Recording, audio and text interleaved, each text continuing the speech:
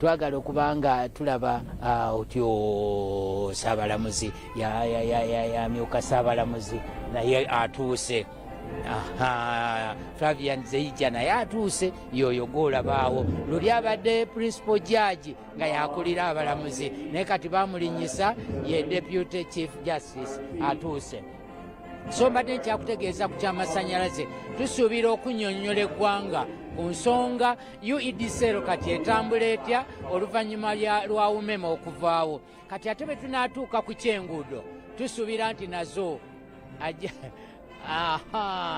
enguudo agenda zongerako. Nejjukira bw'ayogera ku masannyalaze tayinza kuleka futa oba amafuta, ateekwa okuba nga ajja kwogera ne ku nsonga y'amafuta. Oyo agenda awo atwiseeko awo ye Ssaabapoliisi byakagaba atambuza maanyi buli lw'oli mulaba.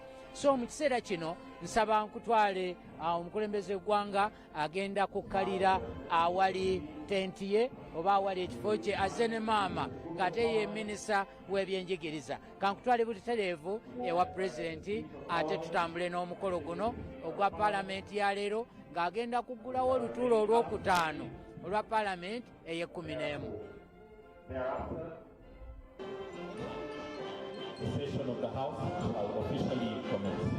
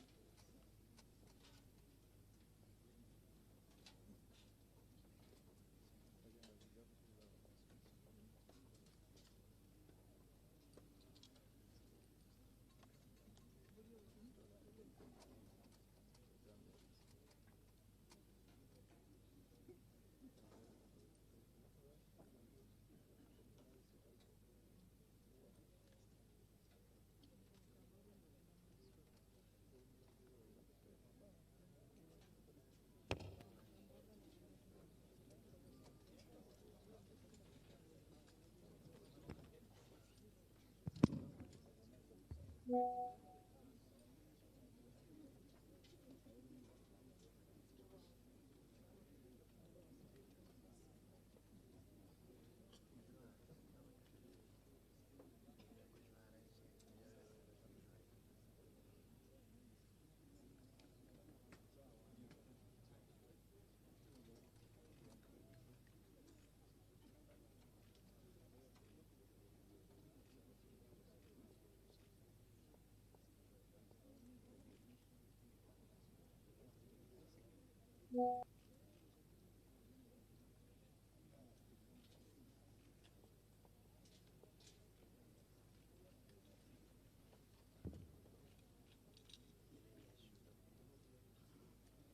Honorable members, His Excellency, the President of the Republic of Uganda, and the Right Honorable Speaker.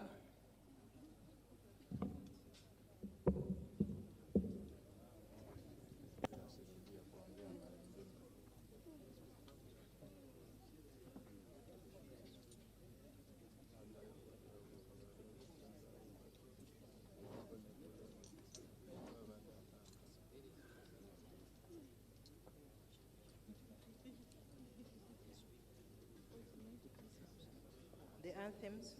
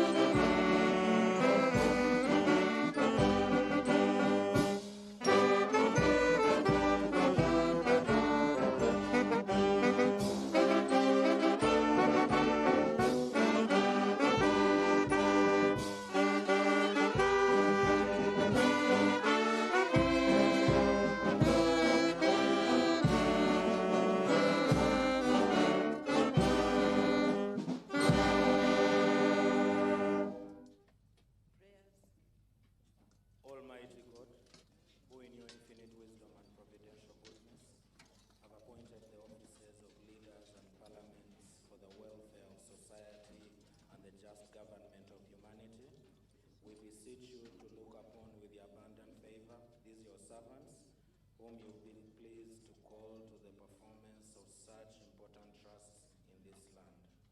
Let your blessing descend upon them here assembled, and grant that they may, as in your presence, treat and consider all matters that shall come under their deliberation in so just and faithful a manner as to promote your honor and glory, and to advance the good of those whose interests you have committed to their church. Amen. Item number 3, proclamations by the right honorable speaker. Item number 3, proclamations by the right honorable speaker. Whereas in Article 101, Sub-Article 1 of the Constitution of Uganda mandates, whereas His Excellency the President, at the beginning of each session of Parliament, to deliver to Parliament an address of the State of Nation, at the beginning aware that His Excellency the President of the Republic of Uganda has, in accordance with Article 101, aware that Sub-Article 1, the President of the Republic of Uganda, Parliament, has his in accordance with Article 1 to address Parliament on the state of nation on 5th January 2025. Intention. Now there's Parliament on the state of nation on 5th January 2025. Hereby proclaim that. Now therefore, one Parliamentary with rule and colorless memorial grant the rules of on 5th June 2025 at 14 hours. One Parliamentary the address and colorless memorial grant on the Republic of Uganda 2025 the state at 14 hours. And receive the colonial ceremonial grounds President of the Republic of Uganda on the state of nation and given colonial ceremonial grounds at Parliament House of Kampala on 5th above mentioned 2025. Given under my hand at Parliament House, Kampala on 5th day of June 2025. From the chair. Your Excellency, the President of the Republic of Uganda, General Yoweri Kaguta Museveni, accompanied by the First Your Excellency, the President of the Republic of Uganda, Mama General Yoweri Kaguta Museveni, accompanied by the First Vice President and the Minister of Education and Sports, Mama Janet Embeera, High Excellency, the Deputy Speaker of Parliament, retired of Uganda, His Lordship, Honorable Deputy Chief Justice, the Deputy Speaker Dr. Flavian Zeija of Uganda, also here to represent His Lordship, Honorable Deputy Chief Justice Dr. Flavian Zeija, who is also here to represent the Chief Justice, the Honorable Visiting Speakers and Presiding Officers of Parliaments of Africa and their representatives. We have the Right Honorable Alban Kingford Sumana Bangbin, the Speaker of Parliament of Ghana and the Chairperson of the Conference of Speakers of African Union Legislatures, COSPA. Right Honorable, just raise up and wave to us. The Right Honorable Vital Kamerhe, the President of the National Assembly of the Democratic Republic of Congo. Join me in welcoming our guests, the Right Honorable Lucas Sinibo Moha, the Chairperson of the National Council of Parliament of Namibia. You're most welcome. The Right Honorable Joseph Intakrotirimana, the Speaker of the East African Legislative Assembly. You're welcome. The Right Honorable Gyaffe Amson Kingi, the Speaker of the Senate of Kenya. You're welcome. The Right Honorable Pamela, the Deputy Speaker of the Transitional National Legislature of South Sudan. You're welcome. The Right Honorable Prime Minister and Leader of Government Business in Uganda, the Right Honorable Nabaja, the Right Honorable Matthew Nyuma, the Majority Leader and Leader of Government Business of the National Assembly of Sierra Leone, and a member of the Bureau of the Organization of African, Caribbean, and Pacific States, the European Union, that is OACP, yes, EU, all the Deputy Prime Ministers of Uganda, the Vice Chairperson of the National Resistance Movement, that is Alhaji Moses Chigongo, all the members of the Central Executive Committee, of the National Resistance Movement, the Honorable Leader of Opposition in Parliament, Honorable Senyonyi Joel, Cabinet Ministers and Ministers of State, Your Excellencies, the heads of diplomatic mission, High Commissioners, Ambassadors and members of Diplomatic Corps, Honorable members of Parliament of Uganda, and members of the East African Legislative Assembly, Honorable Clifford Ande, Member of Parliament of Shiselish and Member of the Bureau of OSC CPS EU, the guest members from other legislatures, the Secretary General of the National Resistance Movement, Honorable Richard Todong, the distinguished former leaders, notably Right Honorable Amama Mbabasi, I've seen, and others, the traditional, cultural, and religious leaders that are present here, the permanent secretaries, the heads of public agencies, corporations, and parastatals, distinguished guests, ladies and gentlemen. I welcome you to this inaugural sitting of the 5th session of the 11th Parliament of Uganda. Today marks the beginning of the final year of the 11th Parliament. I will state without any fear of contradiction that this Parliament has been the epitome of the people-centered legislature. I want to commend His Excellency, the President of the Republic of Uganda, for his unwavering support to the legislature. And I also want to commend all of you, members, for living up to your role and responsibility. Thank you so much.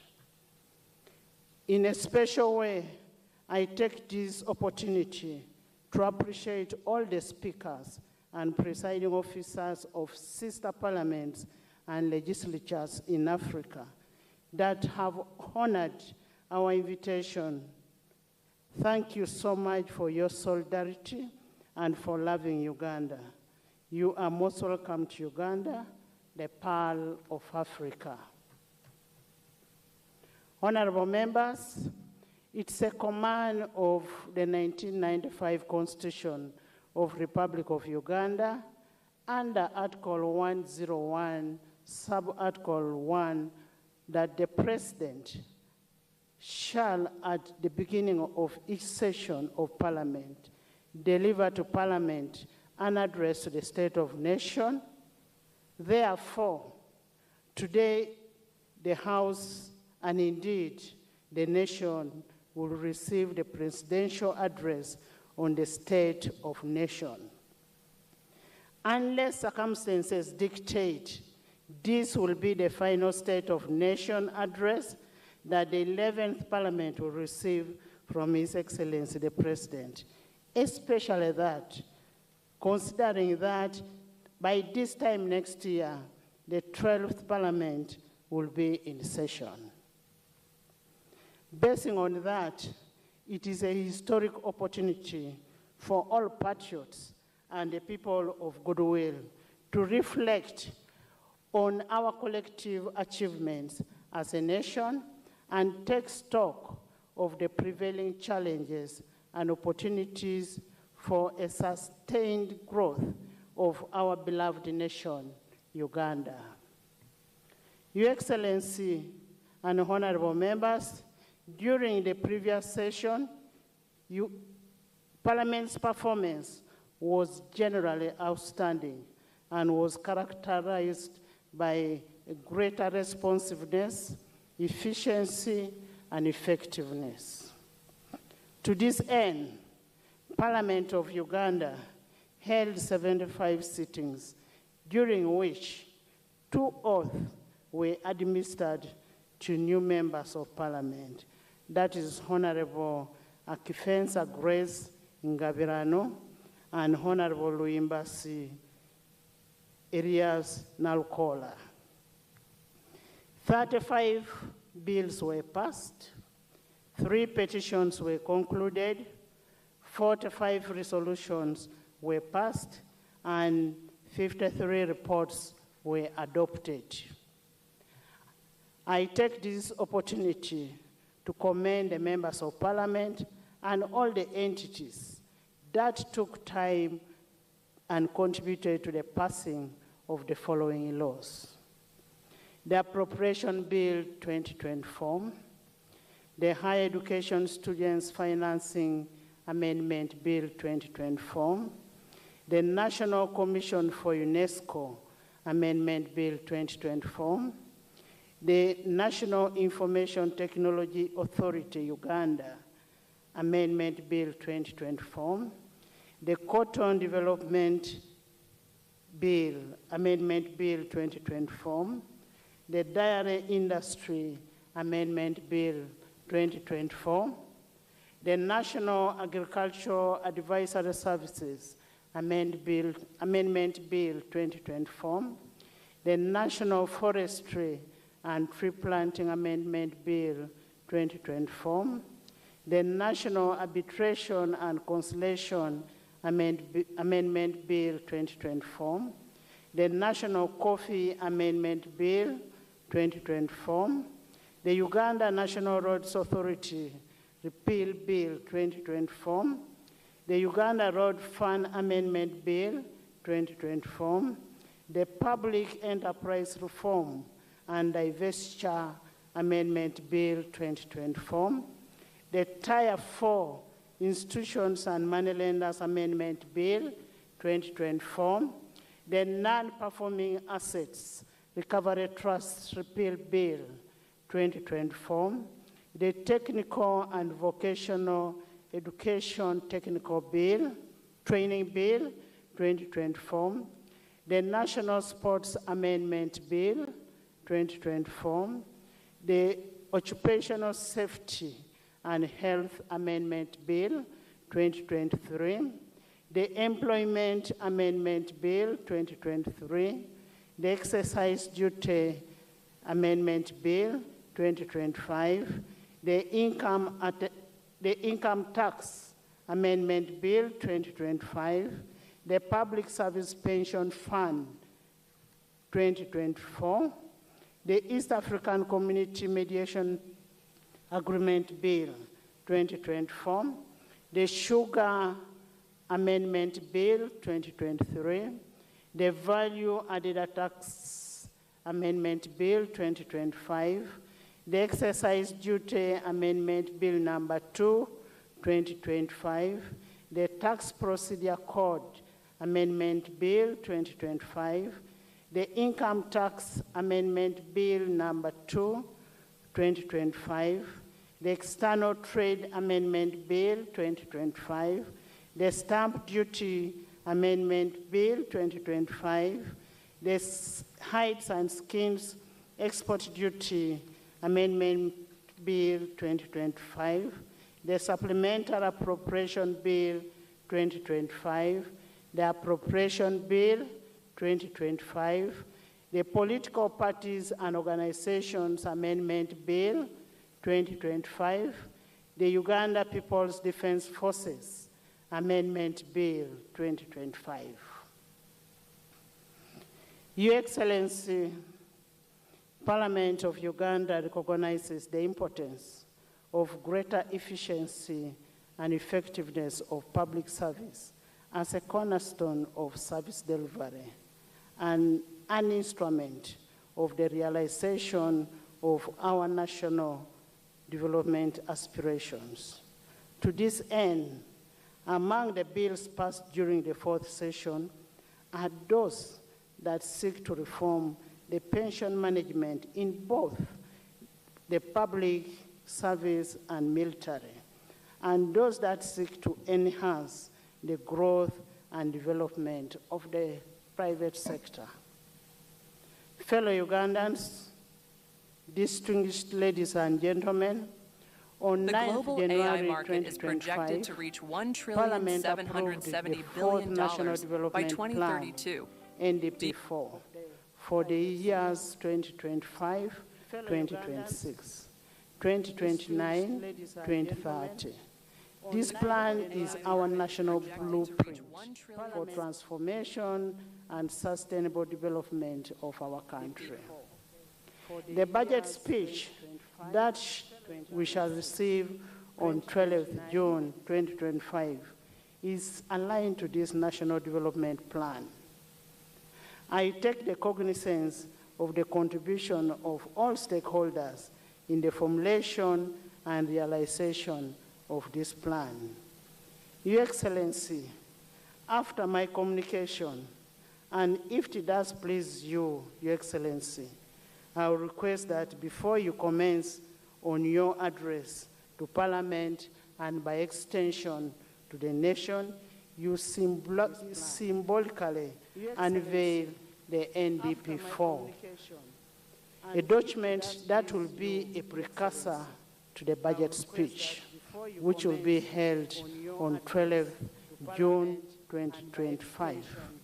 Your Excellency, in line with our vision of being a people-centered parliament, during the fourth session, the Parliament of Uganda held its first ever regional sitting at Ggwanga grounds in Gulu City. That is northern Uganda, from 28th to 30th August 2024. During this sitting, issues specific to the region were deliberated upon, and a series of community outreach and civic engagement were conducted. Your Excellency, we take this opportunity to thank you for gracing the opening of that historic sitting which took place in Gulu City.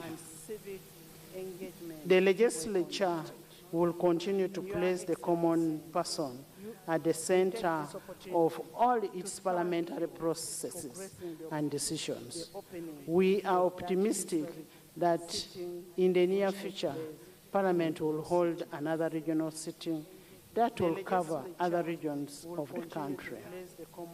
In a bid to foster Pan-Africanism and international collaboration with other legislatures and interparliamentary bodies, we continued to further interparliamentary diplomacy through active participation and membership in various interparliamentary bodies, such as the East African Community Bureau of Speakers, the Conference of Speakers and Presiding Officers of the African Union Legislatures, that's COSPAL, the Interparliamentary Union, IPU, the Pan-African Parliament, PAP, the European Union, Africa, Caribbean and Pacific, EU, ACP, Group, and the Commonwealth Parliamentary Association, CPA, to mention but a few. Your Excellency, the impressive representation of our sister legislatures at this State of Nation address is a testimony of our good standing among the international community of nations.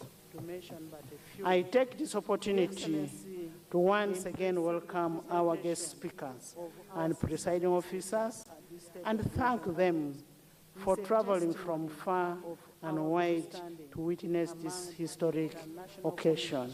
You're most welcome. Join me in welcoming our guests. Your Excellency and honorable members, I take this opportunity to thank you for your role in enabling the remarkable output registered by legislature during the fourth session. I will reiterate my appreciation for the consistent support of His Excellency the President of the Republic of Uganda and Commander-in-Chief of the Armed Forces, General Yoweri Kaguta Museveni. Your Excellency, the 11th Parliament draws inspiration of your we undertake the fifth session as that you enable and a societal transformation. We undertake that the fifth session that you'll open today will remain steadfast in effectively executing its mandate in furtherance to the National Vision 2040 that aims in transforming Uganda in modern and a prosperous nation within the 30 years. Your Excellency and honorable members, as you may be aware that Article 83, Sub-Article A of the 1995 Constitution permits members of Parliament to leave and join political parties or political organizations of their choice within 12 months before the end of term of Parliament, to participate in activities or programs of political parties or political organizations relating to the general election. To this end, I am in receipt of notification by the following members opting to join respective political parties. Honorable Twaha Kagabo, MP Bukoto South, from the National Unity Platform to the National Resistance Movement. Honorable Akol Anthony, MP Clark North, from the Forum for Democratic Change to the National Resistance Movement. Honorable Jara Mapendusi Martin, from Baradegi Laibi, from the Independent Opposition Leaning to the National Resistance Movement. Honorable Ongetho Emmanuel, from Gyonna County from Forum for Democratic Change to the National Resistance Movement. Honorable Mpuga Matthias, executing its mandate from the National Unity Platform to the Democratic Front. Honorable Dr. Abed Bwanika, MP Kimanya Kabonera, from National Unity Platform to the Democratic Front.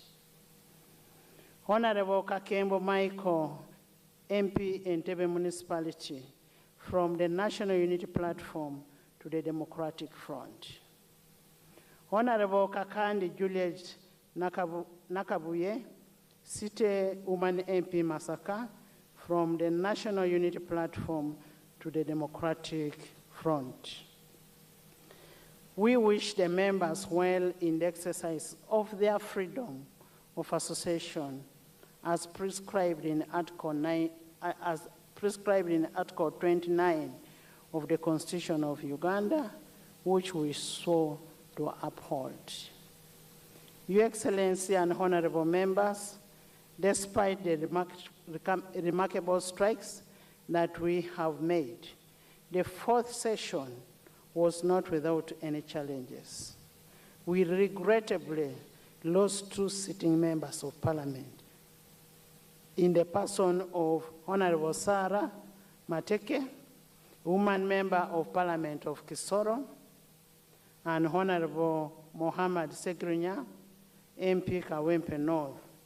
We continue to pray for internal reports of their souls. Pursuant to Article 94(4)A of the Constitution of the Republic of Uganda, 1995, and Rule 26(1) of the Rules of Procedure of Parliament of Uganda, the legislature will continue to prioritize government business. We look forward with optimism to government legislative agenda for the fifth session and other plans that may be contained in today's presidential address of nation. I say all this for God and my country. Your Excellency, as I had earlier on stated in my communication, I will now take this singular honor and privilege to invite you to unveil the National Development Plan 4. Your Excellency, you'll be joined by my good self and the Deputy Speaker, the Ministers of Finance, to perform this activity.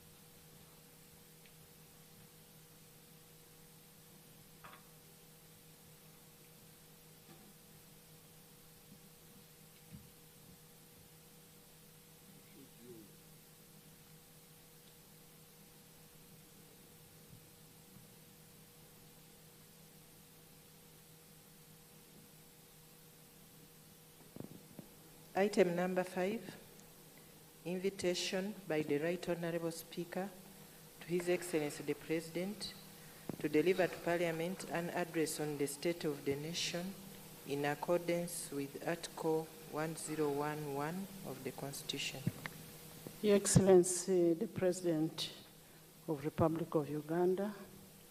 It is your mandate under Article 101, Sub-Article 1 of the Constitution at the beginning of each session of Parliament to deliver to Parliament your address on the state of nation.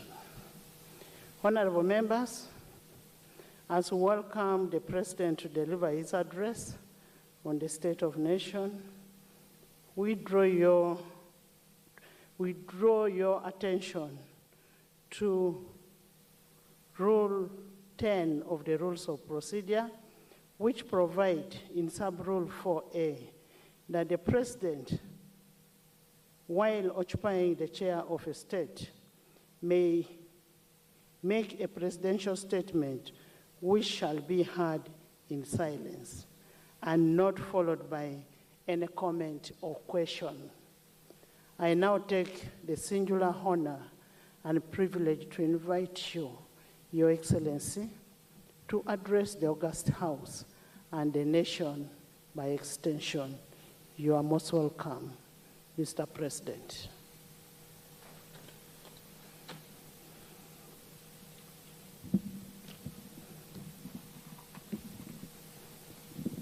Her Excellency the Vice President,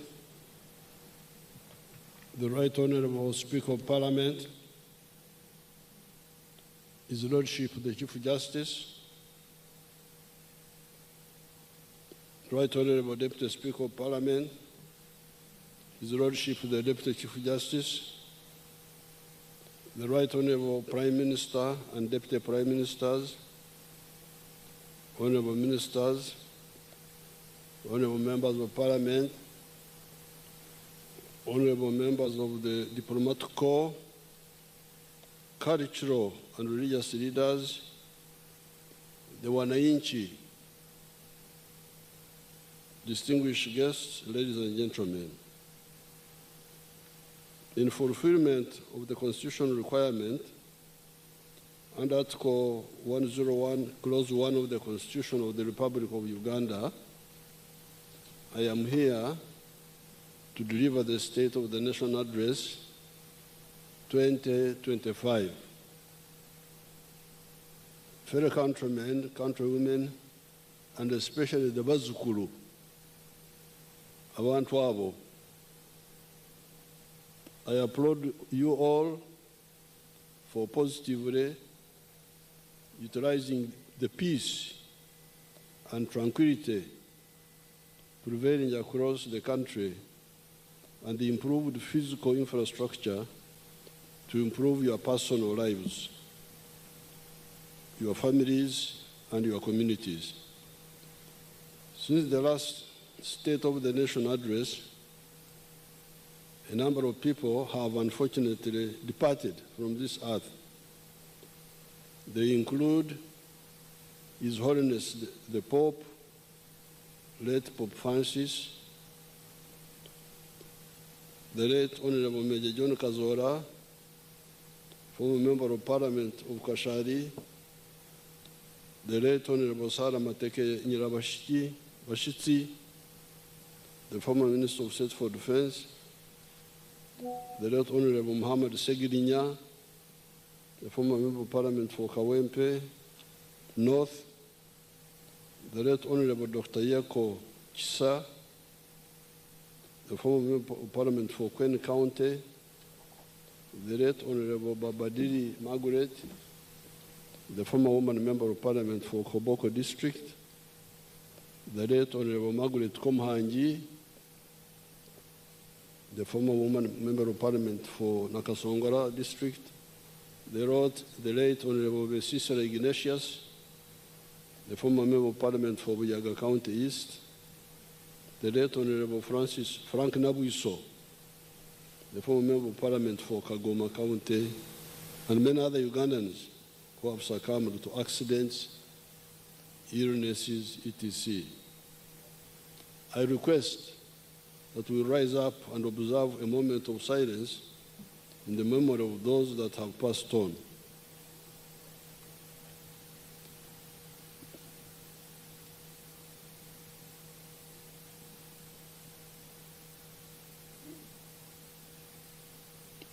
May their souls rest in eternal peace.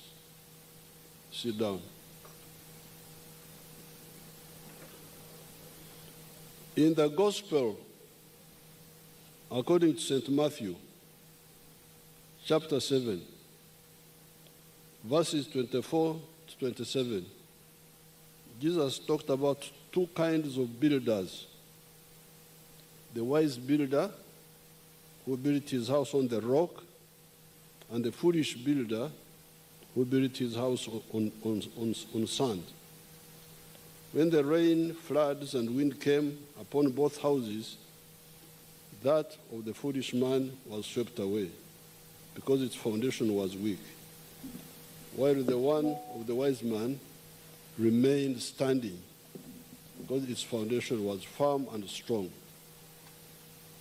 The national resistance movement can be likened to the wise man in Jesus' parable, because we have been able to establish the necessary foundation to catapult Uganda to modernity based on the four principles ideology.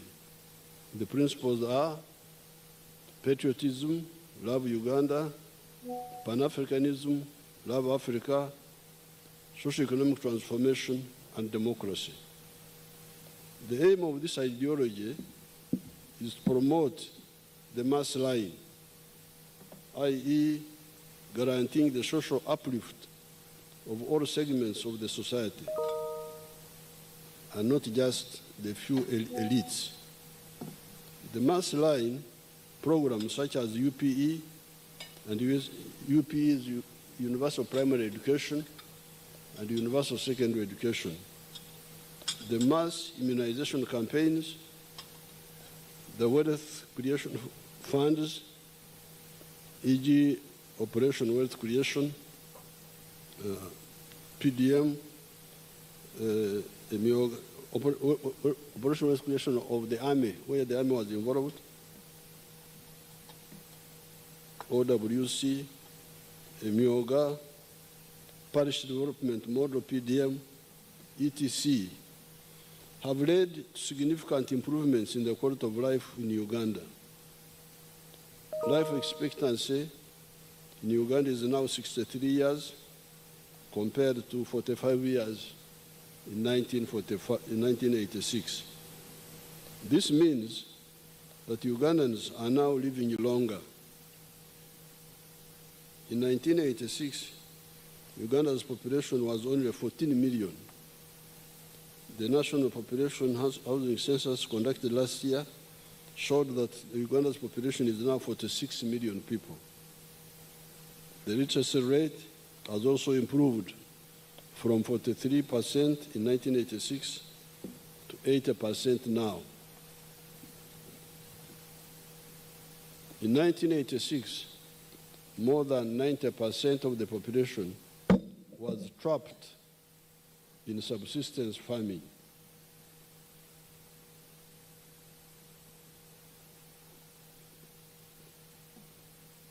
i.e., working only for food with no surplus to take to the market to get money. There has been a significant reduction in the percentage of households in subsistence agriculture. They are now 33%. And you hear that at the beginning they were 90%. These few illustrations show that implementing the mass line programs is the most effective way of triggering socio-economic transformation. Therefore, in line with the mass line philosophy of the NRM, we must prioritize the following. Number one, peace and security of person and their property in all parts of the country. Number two, accelerating industrialization with focus on building factories which use locally available materials as inputs. Number three, export promotion and import substitution by boosting the domestic manufacturing capacity. Number four, strengthening the private sector. Number 5, increasing market access for our exports, both in the regional markets such as East African Community, COMESA, among others, and international markets. Number 6, skilling our youth through the zonal industrial hubs. The youth will continue to acquire skills in tailoring, carpentry, metal fabrication, welding, shoemaking, weaving, hairdressing, knitting, and bakery. We shall add also plumbing and motor mechanics. The training is free of charge and no prior education qualifications are required, as you all know. Number 7, increasing revenue collection by Uganda Revenue Authority without hurting businesses. Number 8, expenditure rationalization by restructuring the government. And I thank the Parliament here, as you heard the Speaker was listing those bills which you passed, which enabled this rationalization to take place. Fighting corruption. Number 9. Number 10, ensuring that the remaining 33% of the homesteads still practicing subsistence agriculture join the money economy. The general security situation in the country is calm. However, the traditional and non-traditional threats to national security continue to manifest in the form of terrorism, negative political activism, general and cross-border crime, as well as health and environmental risks. The national borders are secure, save for the spillover effects resulting from the conflicts in the Eastern Democratic Republic of Congo, South Sudan, Sudan, Khartoum, and Somalia.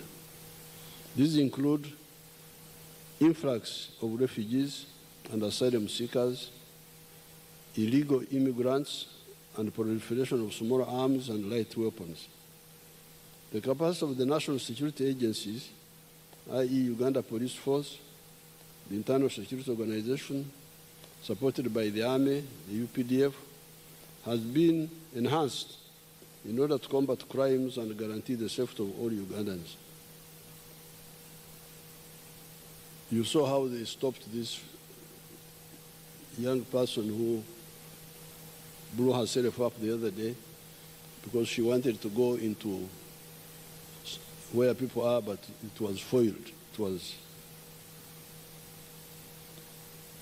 was intercepted before, and she decided to blow herself up because she was discovered. The security situation in Karamoja sub-region has significantly improved, despite pockets of criminality in the form of livestock thefts and some incursions by the Pokot and Turkana from Kenya. Deployments to stop cattle thefts by some of the Karamojong in the neighboring sub-districts, sub-regions of Sebei, Teso, Lango, and Acholi have been maintained. In the eastern DRC, the joint FADC is the Congolese army, UPDF operations against ADF are ongoing with significant achievements. Since November 2024, 223 abductees have been rescued from captivity and some firearms and bombs have been captured, including IEDs, improvised explosive devices. The government continues to modernize and professionalize Uganda's security forces by improving their welfare and strengthening the cooperation between the civilian population and the security forces. The UPDF, Uganda People's Defense Force Construction Brigade, has rehabilitated schools in rural communities and together with the National Enterprise Corporation has been involved in the rehabilitation of major infrastructure such as Entebbe International Airport. It is paramount to jealously guard Uganda's political and economic stability. All attempts to destabilize Uganda by internal and external actors have been thwarted and defeated.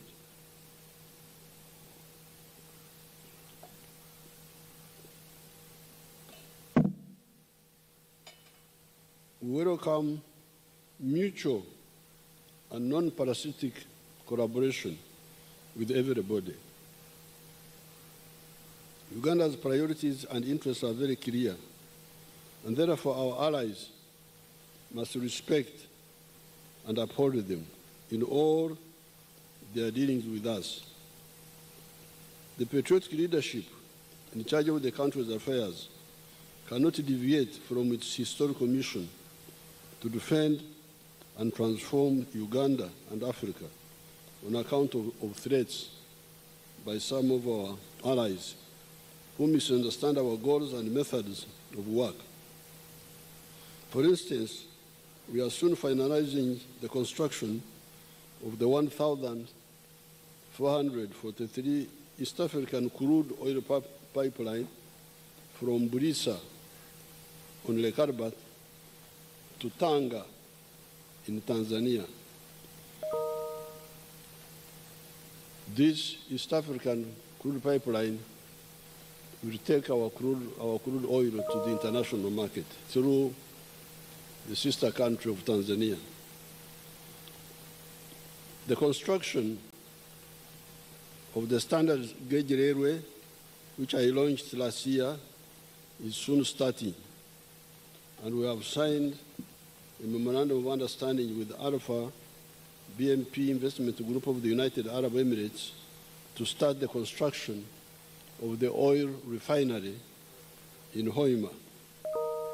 Many other projects in roads, energy, ICT, schools, hospitals, and agriculture have continued to be implemented despite the World Bank and the USA suspending new financing to Uganda. Our economy remains strong and resilient.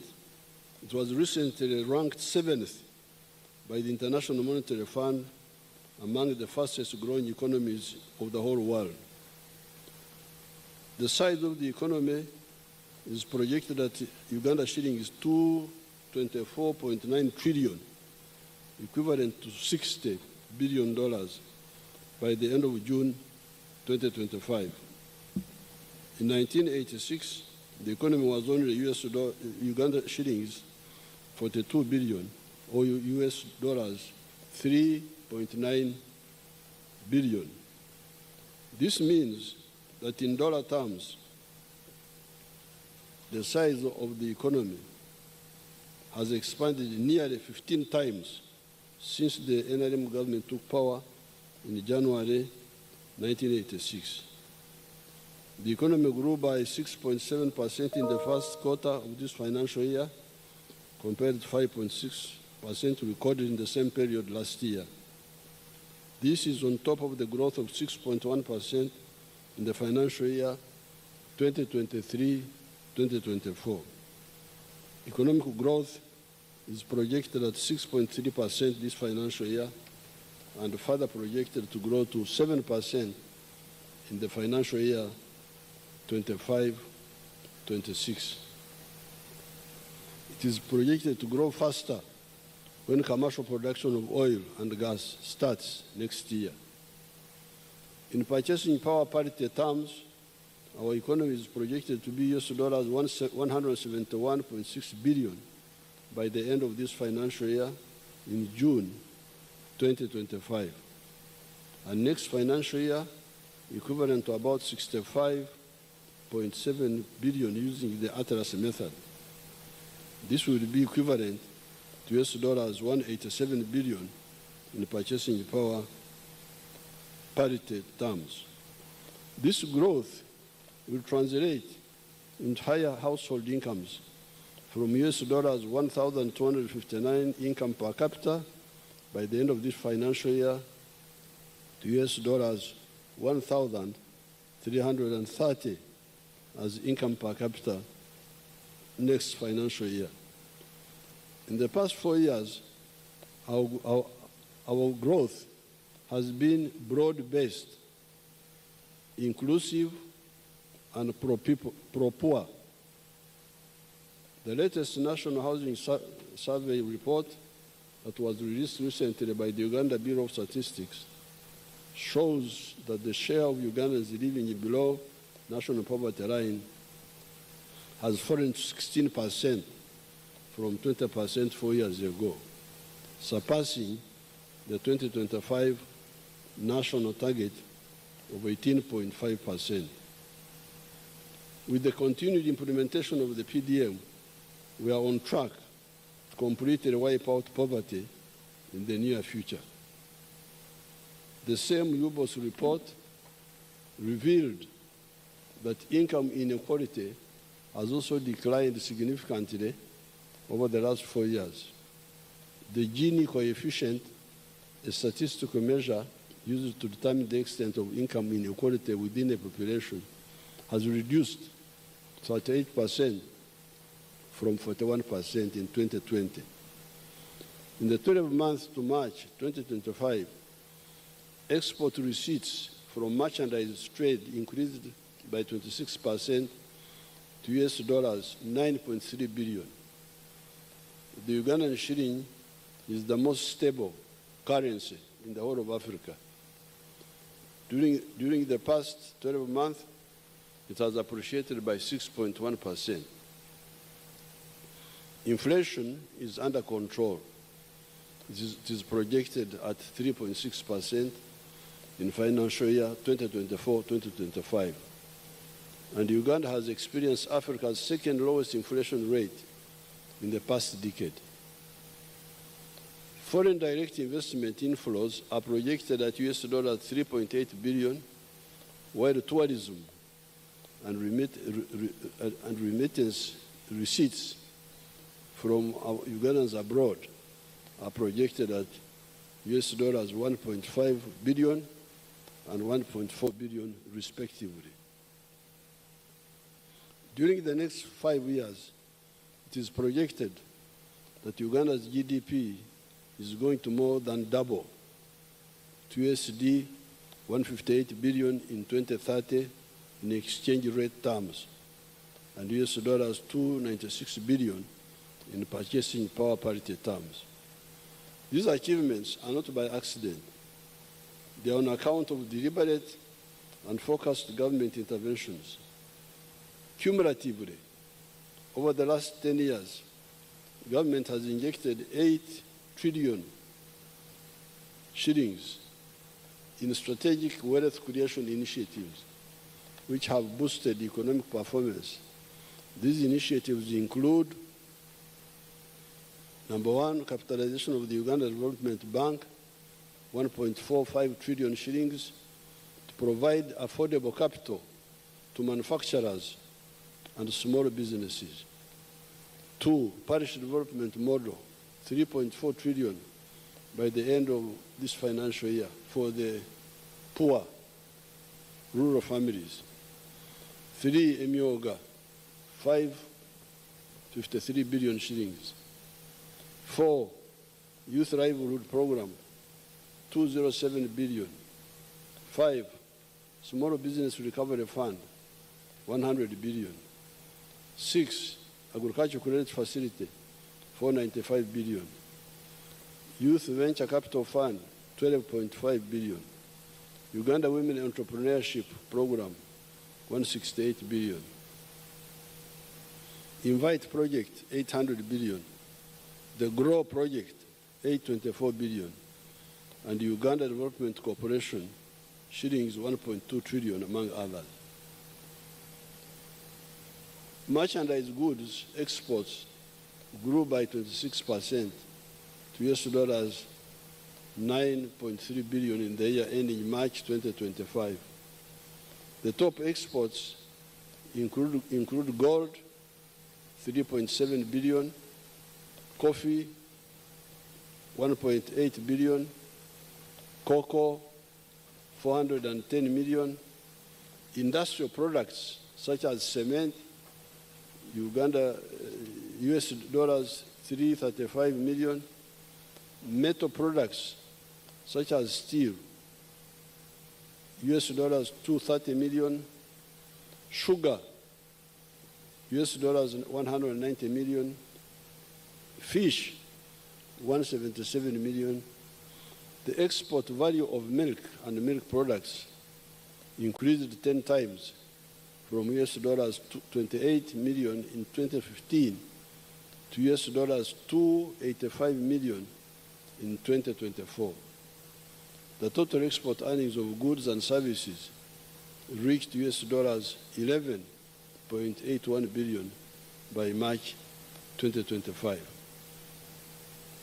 The prices of consumer goods and services have remained low, averaging 3.4% in the past 12 months to April 2025. This is good for savers and investors to be able to plan their investments and plan with certainty. The low inflation was due to a stable exchange rate, good crop harvests, and the decreasing global prices of liquid fuels. The prices of diesel, petrol, and kerosene reduced by 4.2%, 2.5%, and 1.7% respectively on average for the year ending April 2025. The increased domestic capacity in sugar production has led to a reduction in the consumer prices of sugar by 10.8% in April from what it was the same month a year ago.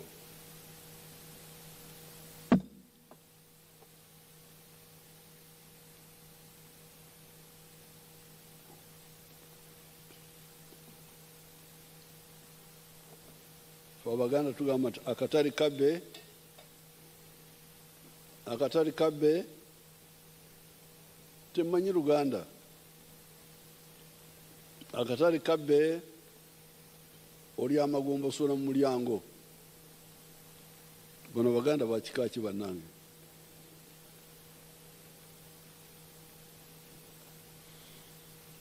The prices of beef have increased by 10%, in part due to the increased export of beef to the Middle East, which has increased demand. This is good for the cattle keepers. The problem we still have is the disease outbreaks in some parts of the country, as well as cattle thefts. Government has recently vaccinated livestock in most parts of the country, but in some places, there is laxity in implementation of the quarantines. District leaders should always ensure that quarantines, especially against foot and mouth disease, are strictly adhered to. As a result of the strong foundation that the NRM government has built over the years, foreign direct investment was US dollars 3.5 billion for 12 months up to March 2024. This was mainly in mining, transport, manufacturing, finance, etc. The single largest source of FDI was the Netherlands, 55%, followed by France, 20%, Kenya, 6%, Tanzania, 5%, UK, 4%, and others 10%. In 1986, the government collected only shillings 5 billion in revenue because private businesses and manufacturing had collapsed. When the NRM took power, we embarked on the rehabilitation of the economy and adopted the policies of liberalization and reformation of the public institutions. As a result, the revenue collection capacity has improved. Revenue collection is projected at Uganda shillings 31.9 trillion. This financial year, ending June 2025, equivalent to 14.3% of total economic output of GDP. This is still less than the desired level to finance our development plans. The government plans to collect shillings 37.2 trillion in domestic revenue next financial year, 2025-2026. In order to boost revenue collection, the government will implement the following steps. Number one, enhancing efforts to fight corruption at the URA through regular audits, whistleblowers, and leveraging digital platforms to minimize human interaction.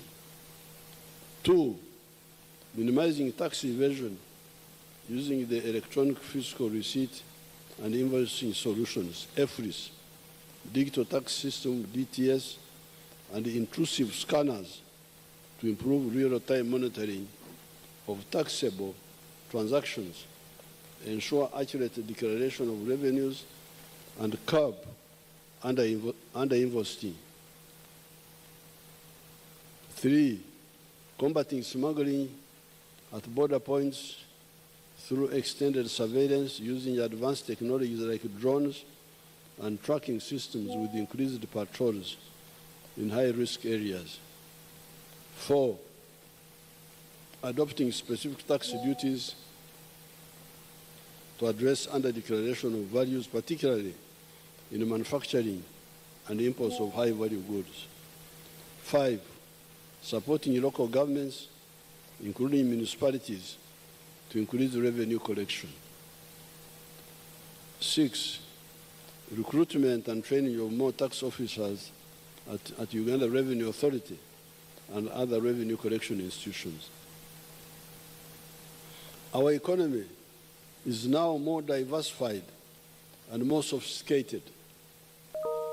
In 1986, the economy depended only on the 3 C's, which are coffee, cotton, and copper, and the 3 T's, which are tobacco, tea, and tourism. According to a study conducted by the Harvard Economic Lab, in the last 10 years, Uganda added 20 new products to its export basket and has an opportunity of harnessing production of 50 new complex products. Some of these new products include ICT equipment, serums and vaccines, medicines, new pneumatic tires, batteries, gas turbines, electronic integrated circuits, transmission apparatus for radio, telephone, television sets, measuring instruments for physical and chemical analysis, and among others.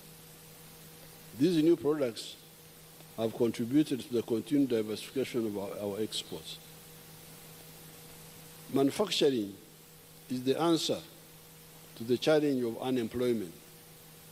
Uganda has got raw materials and human resource that can support factories specializing in the manufacture of automobiles, electronics, steel, textiles, furniture, food products, pharmaceuticals, aluminium products, etc. Some of the new products which are manufactured here and contributing to our export earnings include an electronics manufacturing plant in Namamvi Industrial Park, producing 120,000 hair dryers and 60,000 refrigeration parts per year. Number two, pharmaceutical companies producing 4 million single HIV pills and 2 million other medicines per year. Number three, dairy farms, which produce 5.3 billion liters of milk, and processing plants such as Royal Milk Enterprises, Jezzard Farm, Brookside Dairy, Amos Dairies, Lakeside Dairies, GBK Dairy, Pearl Dairy, etc., which process about 800 million liters of milk and 365 million tons of cheese per year. Number 4, cut flowers worth US dollars 120 million being exported to Europe and other countries per year. Number 5, 2,000 tons of avocado and 4,000 tons of bananas being exported to countries like South Sudan, Kuwait, Thailand, and South Korea per year. Electronics, pharmaceuticals, and solar energy products worth US dollars million being exported to the regional international markets per year. Therefore, with the roads and electricity we have now, the emphasis on skills development and the entrepreneurial spirits of Ugandans, the country can increase the share of manufacturing goods in total economic output to the levels of South Korea, Thailand, or Malaysia. In Uganda's case, this is currently valued at US dollars 8 billion. It was only US dollars 237 million in 1986. The return on investment in Uganda is high. It averages 14% per year and can be higher in some sectors compared to an average of only 5.2% in Europe in 2022. This is very important for you to understand that when you invest here, you make profits more easily than when you invest in Europe.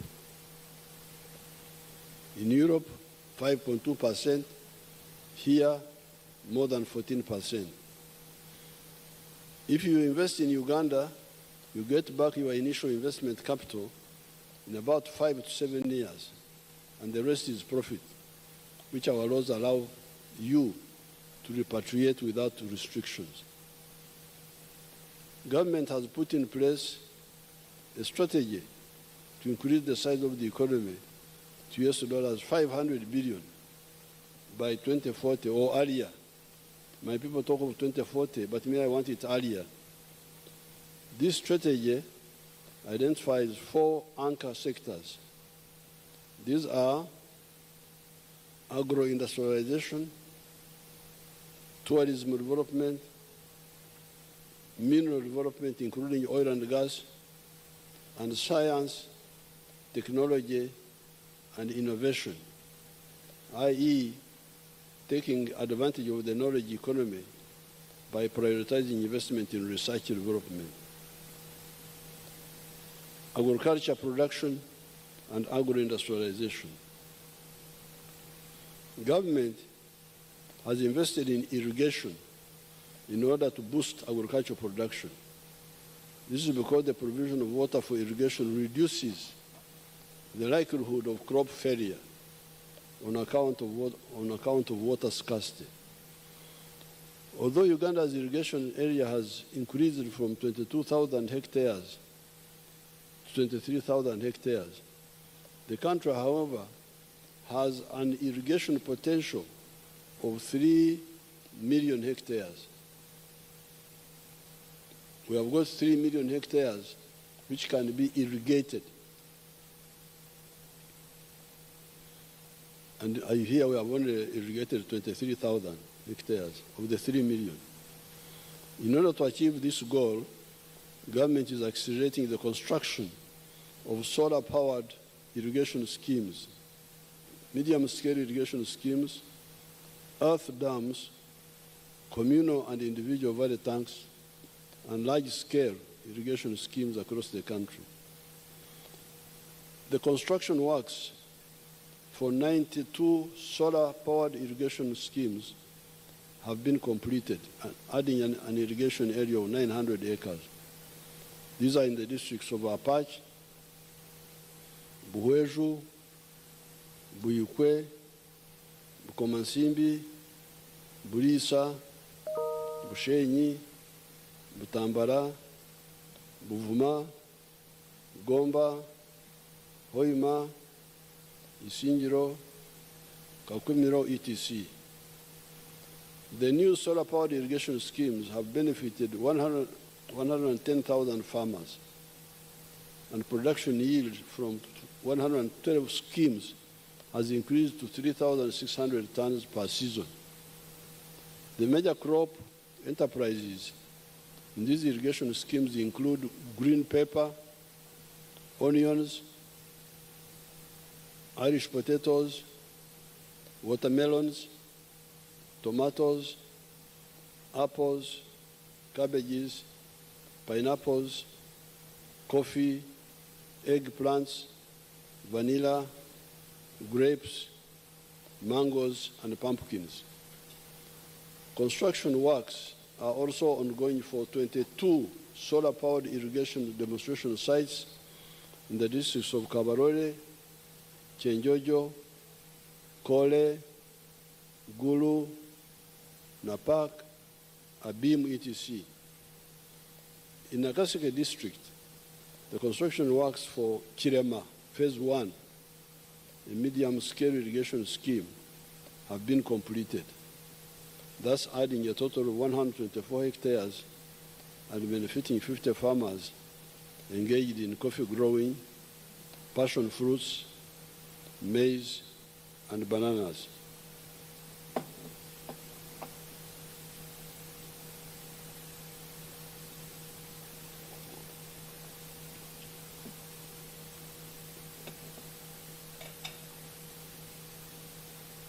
Magezi g'Abaganda.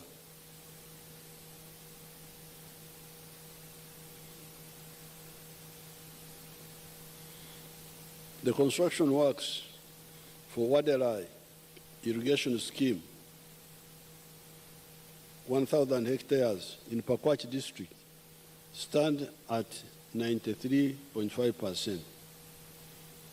The construction works for Namaitsu medium-scale irrigation scheme in Bududa district are at 70%. Kaumu irrigation scheme, this is in rural district, is at 90%, among others. A mega irrigation scheme, Nyimur, covering 3,300 hectares, has been constructed.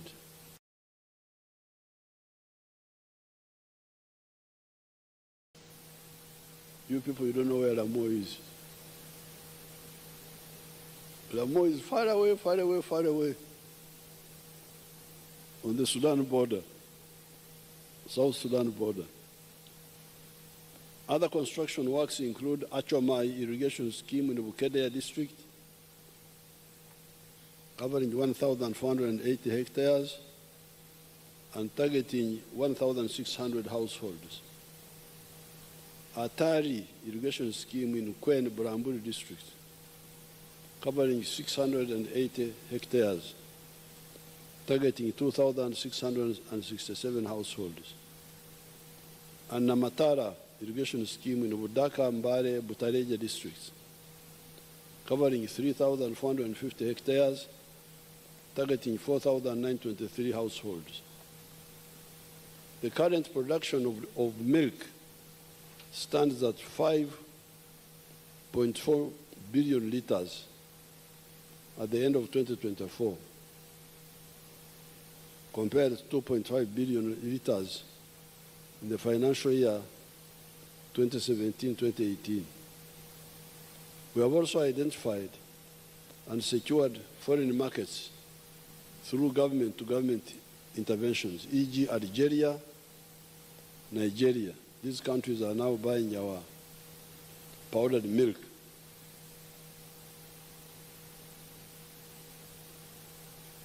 This has resulted into an increase in the value of milk and milk products,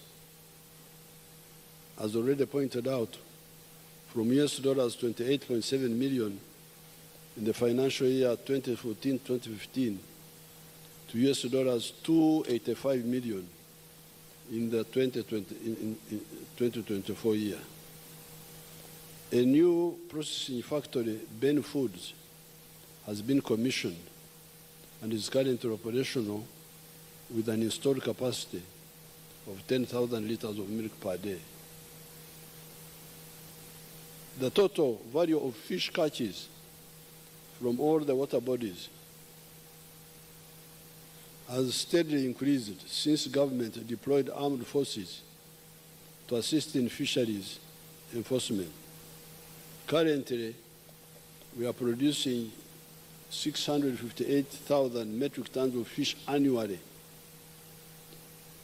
The availability of raw material, fish, sustained operations of 12 fish processing factories. You know that debate. The fisheries unit has been able to stop overfishing or reduce it, although they also accused once in a while of being also sinners. But we can audit their work by looking at the 12 factories which are now processing fish. Many of these had closed.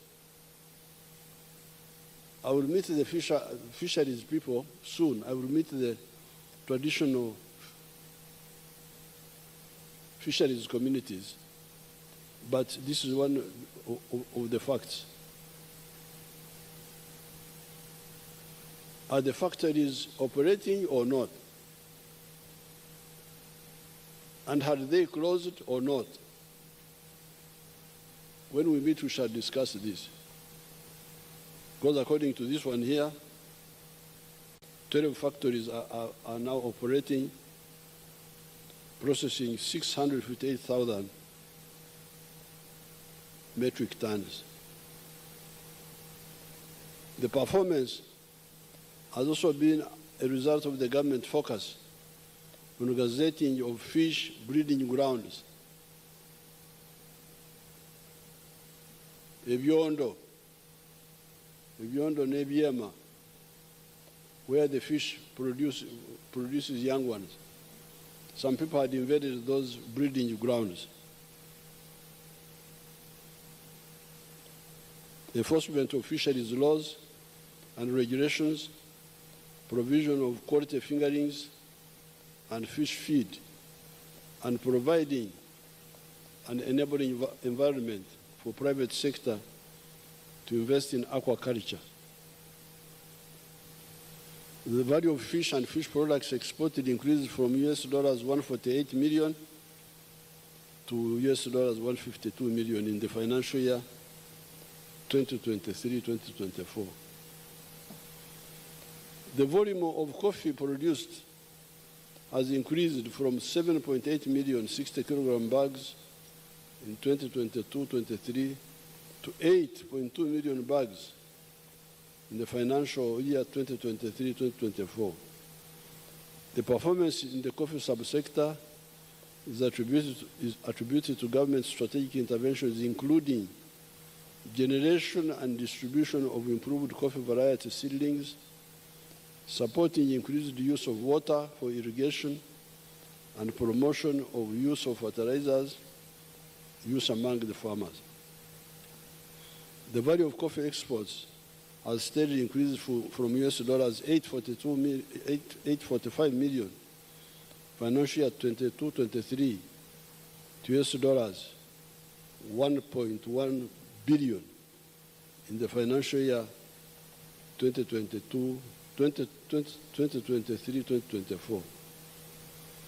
Government has provided the research institution with funding of 30 billion in the financial year 2025-2026, geared toward the development of improved coffee production, multiplication, and disease, pest, and climate-resilient varieties.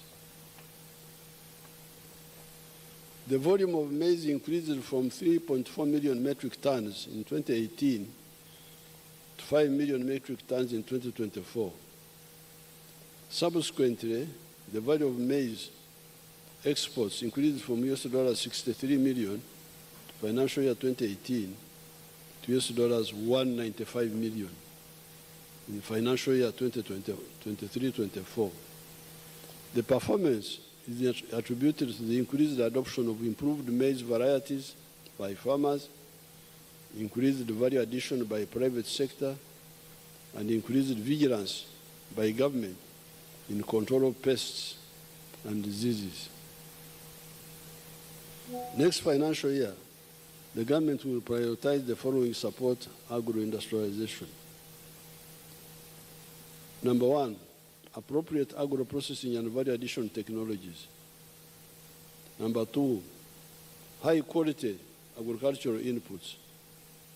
Number three, construction of key water storage and irrigation infrastructure. Number four, enforcement of standards and market access. Number five, establishing appropriate post-harvest handling and storage facilities and infrastructure. Number five, disease, pest, and vector control. Number seven, supporting vertical and horizontal value addition for production of high-value multi-input products, such as nutritional foods, baby foods that use several products like milk, eggs, maize, vegetables, fruits, etc. We must add value to all these products which we are producing now. The eggs, if the eggs are too many, where will you put them? The internal market may not be enough, and the regional market may not be enough. So the answer is to produce baby foods, nutritional foods, so that we can export to the international markets. Number eight, extension services. Number nine, investment in fertilizer production. Number 10, certification and regulation of agricultural inputs and provision of appropriate finance for the various components of the agricultural value chain, among others. Government has introduced the large-scale commercial farmers interest-free credit facility of shillings 1.5 billion. The money is accessed through government-owned commercial banks. These are Post Bank, Housing Finance Bank, and Pride Bank Limited. This enables large-scale farmers to access mechanization in order to boost agricultural-based exports. The partnership development model. The partnership development model is now in its third year of implementation. By the end of this financial year, in June 2025, shilling 3.3 trillion will have been provided to the parish development model. The government is currently providing shillings 100 million for each parish per year, per annum. During my up-country trips, I have interacted with some of the beneficiaries of the PDM funds who have used them to start enterprises in food crops, farming, goat keeping, piggery, beekeeping, etc. In Iksoro, some of the PDM beneficiaries earned between 16 to 20 million shillings from onions over a period of 2 years, using the initial seed capital of just 1 million shillings. Tourism receipts were valued at $1.4 billion in calendar year 2024. This is a significant recovery from $562 million in 2020 when we had the corona shutdown. The good performance is attributed to the sustainable peace and security, increased competitiveness of Uganda's tourism industry through marketing and the government investment in strategic tourism infrastructure. To support tourism, the government has provided adequate security to the tourism sites, improved physical infrastructure, and supported the tourist companies with tax relief. Government is strengthening economic and commercial diplomacy through our embassies or missions abroad to promote tourism in addition to mobilizing foreign direct investment and enabling penetration into export markets. Uganda's proactive support for meetings, innovations, conferences and exhibitions, and our participation in global tourism expos resulted in hosting 267,000 tourists in wildlife protected areas. Government has maintained 1,200 kilometers of trail tracks and roads in the national parks. An important aspect in tourism promotion is adherence to the international standards in terms of grading of accommodation facilities, such as hotels and restaurants,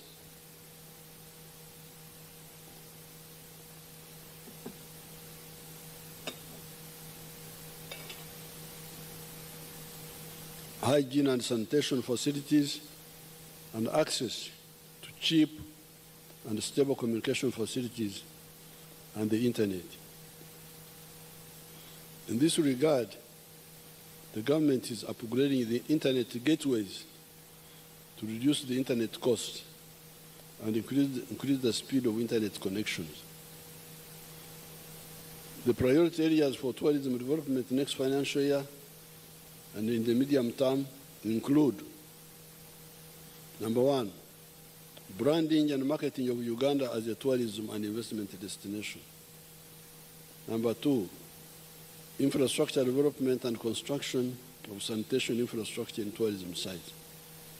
Number three, construction of refreshment centers and highway road signage and sanitary facilities. Number five, improving tourism security. Number five, hospitality standards and training. On the side of minerals, Uganda has got a number of mineral resources in almost all parts of the country. These include oil and gas reserves, beryl, chromite, lead, lithium, silver, zinc, kyanite, feldspar and diatomite, manganese, diamonds, uranium, iron ore, vermiculite, limestone and marble, gold, graphite, aluminium clay rich in rare earth elements, phosphates, and iron ore in Muko, from which you can make high-quality steel and sand. From these resources, Uganda has the opportunity to industrialize quickly with acquisition of technology and specialized skills development, which is tailored to industrialization. Until recently, when we started refining gold, our minerals were being exported in raw form. We were exporting raw materials. Africans who are here, please, from other countries, this is the disease of Africa, exporting raw materials. Matière primaire, français, very bad material primaire. Yeah.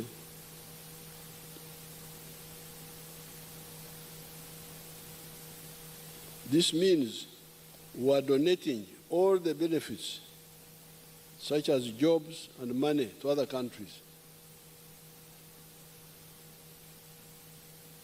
I don't have time to give, like if you take iron ore, at one time, if you would export a ton of iron ore, they would give you $47.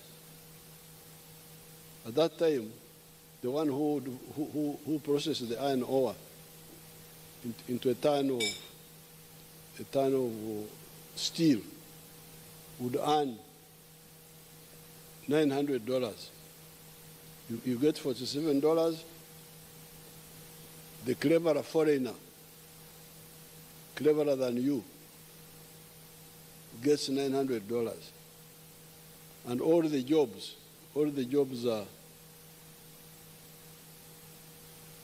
are available for his children when your own children have no jobs. Government has stopped, I have banned completely the export of unprocessed minerals.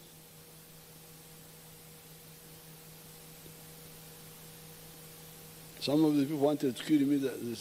I say, you kill me, but I will not.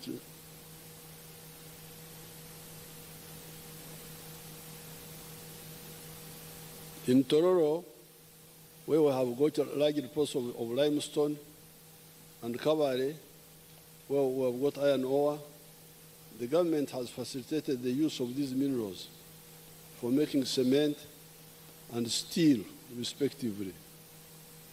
In Kavare, we have put in place the infrastructure for mining the iron ore, from which domestic steel manufacturers have started making high-quality steel.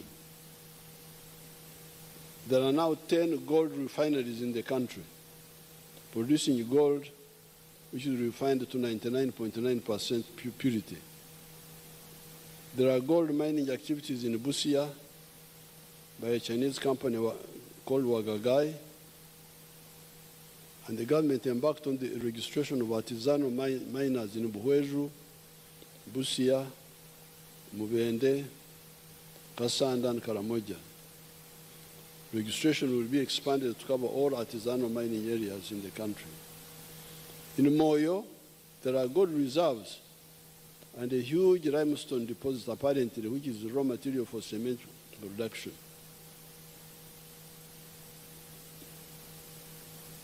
Madi, Manzora, we currently have 3 cement manufacturing plants, namely Tororo, Hima, and Simba Cement, and a high-quality tin smelting plant in Mbeera with an annual capacity of 1,600 tons. A number of cement factories are coming up in Karamoja. Government is also facilitating the establishment of a modern mineral laboratory in Entebbe, which is in the final stages of accreditation to international standards.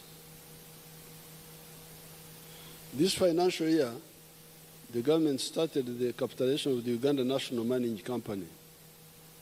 This company will take an equity stake up to 15% in all medium-scale and large-scale strategic mining operations in the country. This is to ensure that as we attract foreign direct investment capital, the country benefits directly in addition to monitoring what is happening in the sector. The company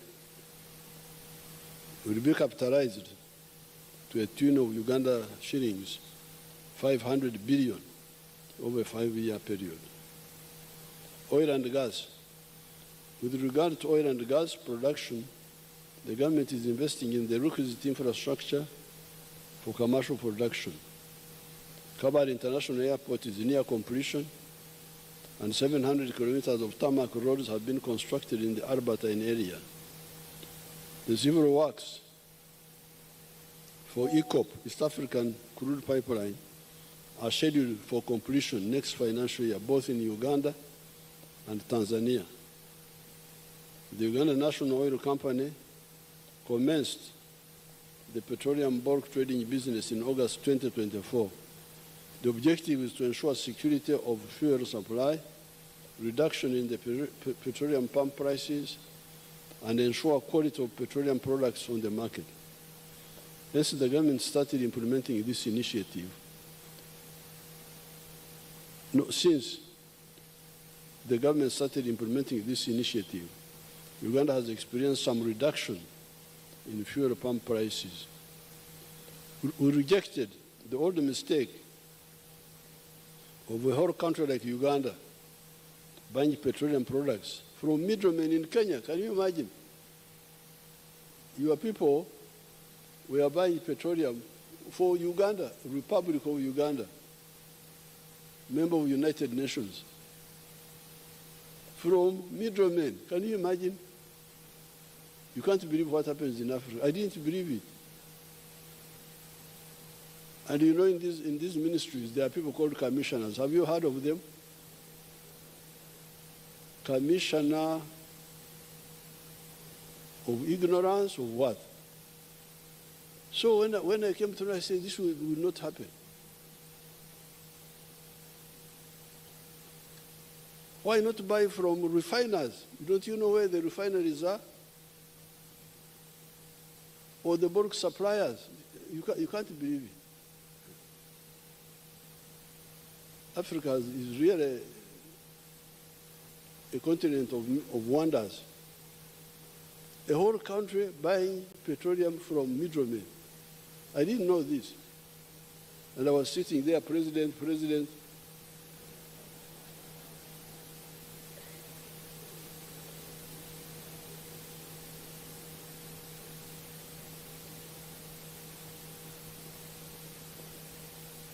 In the minerals sector,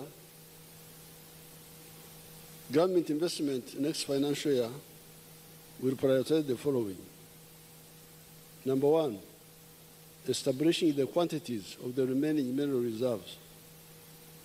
Number two, strengthening the mineral tracking system to improve transparency and meet the international rules of origin.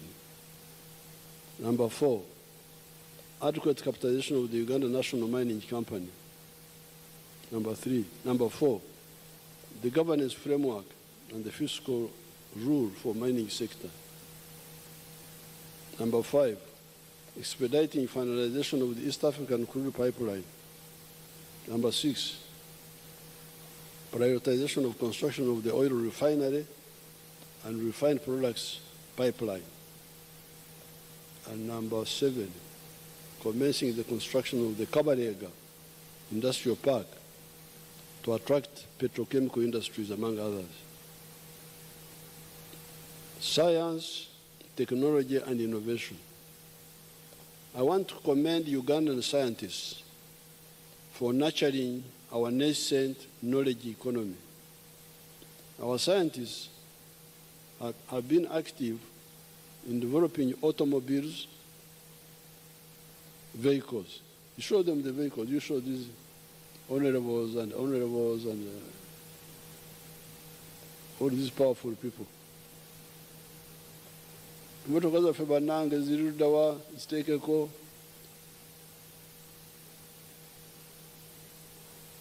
Temulina motoka zaffe, mulina abakulu bokka be bali abakulu tebamanyi. Bannange mugirabye Kiira. Our visitors, freeze it there. Kabagirabire ddala. Alaba bano bagiteekako ne bajjaku.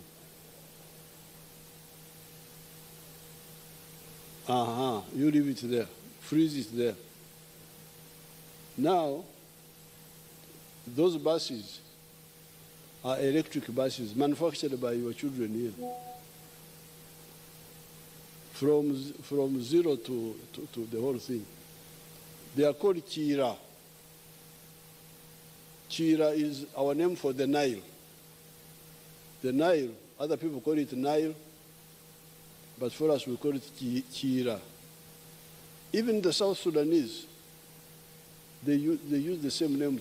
That's why His Excellency Salva Kiir. Salva Kiir means the Nile. Salva Kiir, the president, means Nile. His name means Nile. So these people are making the buses, the smaller cars, all other vehicles. Thank you. You can now show the big people.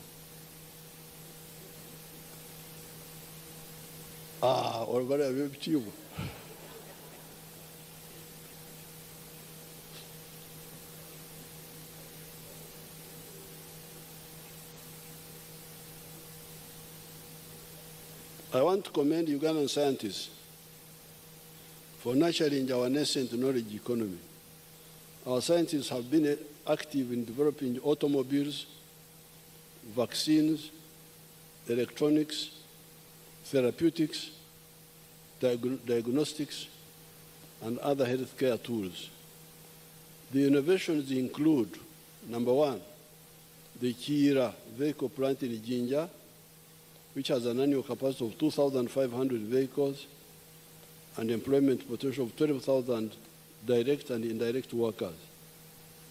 There are 39 buses operating on our roads from Kira, and 30 buses are under production. The plant has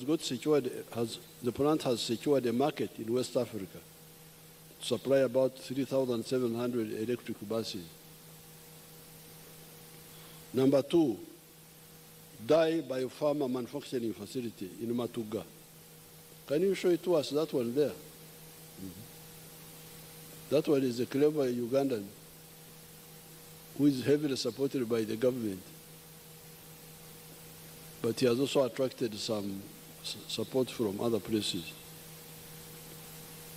The biopharma manufacturing facility in Matuga has filed more than 100 patents in the United States, including a cancer treatment technology based on the gene therapy, a highly potent gene therapy technology for red blood cells generation by the bone marrow, an mRNA vaccine that treats brain degenerative tissue disease, an anti-malaria vaccine, a vaccine for HIV, a one-month insulin shot, a type 1 diabetes vaccine, a universal foot and mouth disease vaccine, and a biological molecule for penicillin.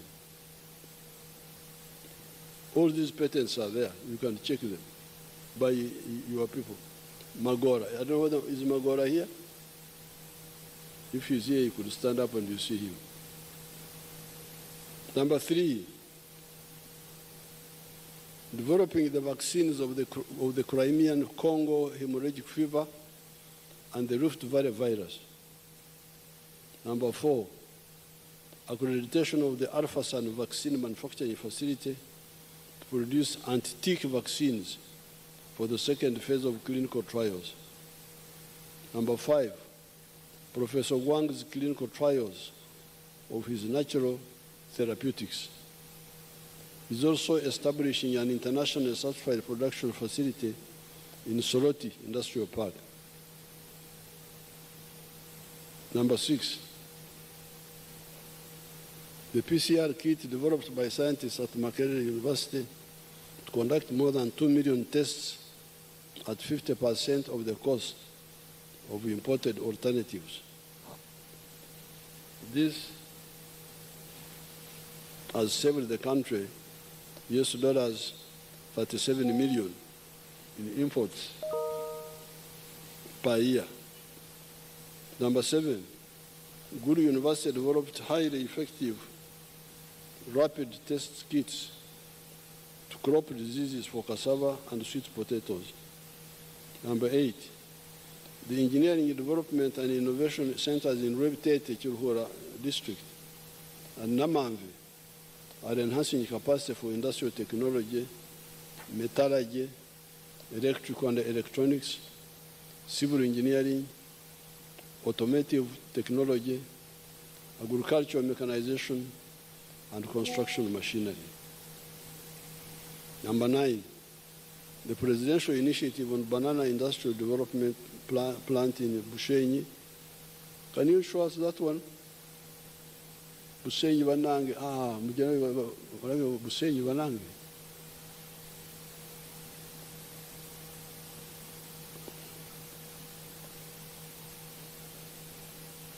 If you want to not to die from heart attacks, you take our bananas. They have got potassium for your heart muscles.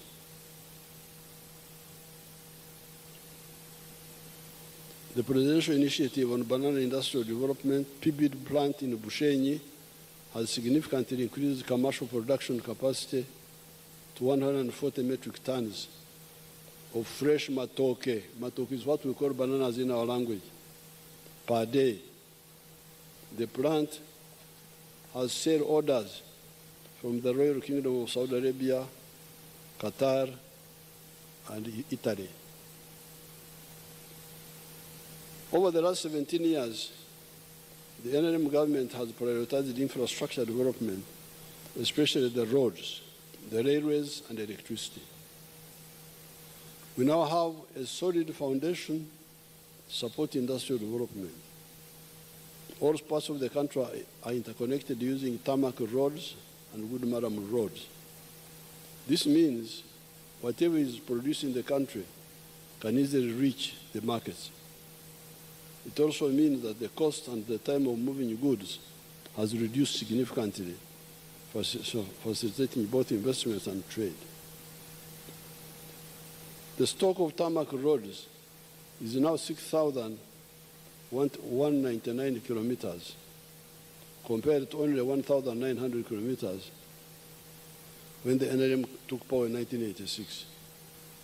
Of these 1,900 kilometers, only 114 kilometers were in fair condition, while the rest, totaling 1,786 kilometers, were in poor condition. The roads to commence construction to tarmac standard next financial year include, number one, 23.6 kilometers Yumbe Ure Road and Bridge. Are my Yumbes happy? Award 4.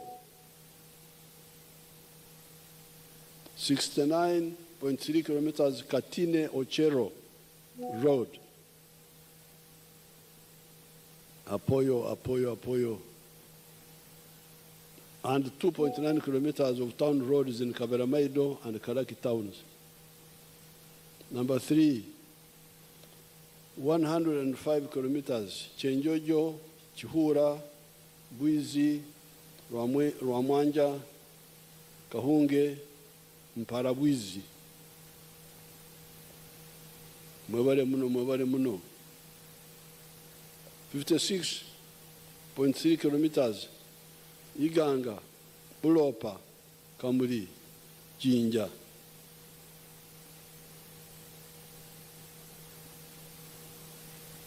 Mwebale ino 127 kilometers Mbulamuti, Kamuli Bukungu, at long last. 10 kilometers Jinja City roads. 115 kilometers Kitugum Kidepo, Apoyo. 88 kilometers Ishashakatunguru Road. Mwebale Mnonga, 65.3 kilometers Luku Karangara Mlabana Road. Do the buses have their own language? Bogera Uganda. Kare, bagenderao. 10.67 kilometers in the 7 town roads in Karangara. 72 kilometers Nabumari, Butareja, Namutumba. 73 kilometers Karenga, Kapedo, Kabong. 69.6 kilometers Kotido Kabong Road. Alakara, Noi. 25 kilometers Buburo, Bududa Sakiro Road, Hakagutako Banange, Avamasava. 21 kilometers Mbale and Kokonjeru Road. Banange. 46.6 kilometers Kawohe, Nyakambu, Buzwera, Alinyakambu, Nsika. Awanyabweru at least, at last. The government is repairing 78.9 kilometers of road from Nebi to Arua. 18, I'm also negotiating for more money to tarmac other roads, namely Okwogera, Kitagwenda, Kamwenje Road. Abatagwenda banje mutawa matsuko. Muhanga, Rwamchuchu, Kisizi, Rubare Road, with a branch to Nyakishenyi and another one to Kevsoni. Abahorra bakiga tinda basa kubebwa Lyantonde, Lumbugu, Rakai.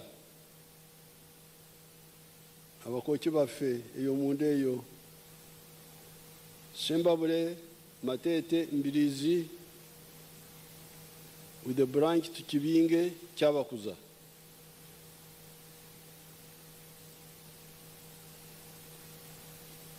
Myanzi, Kasanda, Kiboga. Abantu bange bekasanda mu akaluru mukatereze utereza akaluru eyo.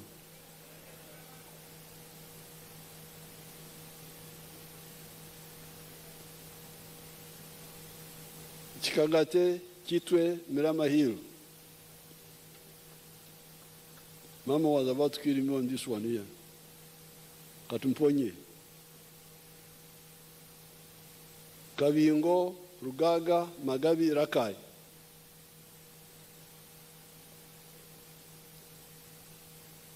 Ruero, Butarangwa, Ngoma, Buyamshenyi, Masindi.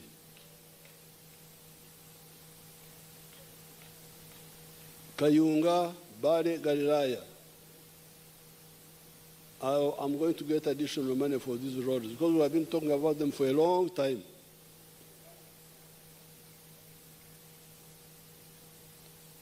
This will be in addition to completion of the following roads. 92 kilometer Muyembe na Kapiripirit and 25 kilometer of service roads. 21 kilometer Kira, Matuga Road, an improvement of the 5 junctions.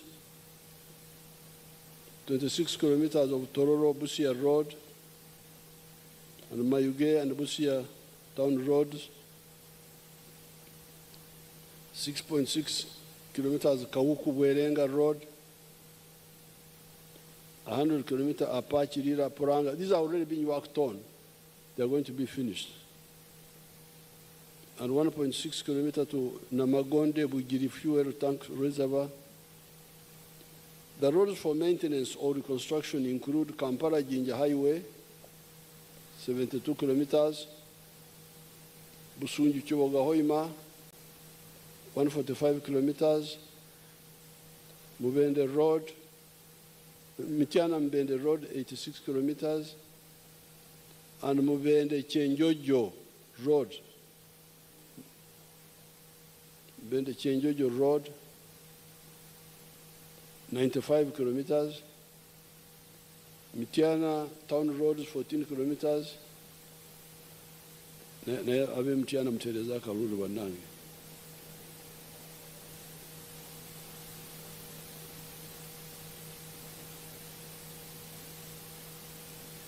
Buno busajja buli eyo tubona kyebukola butabula.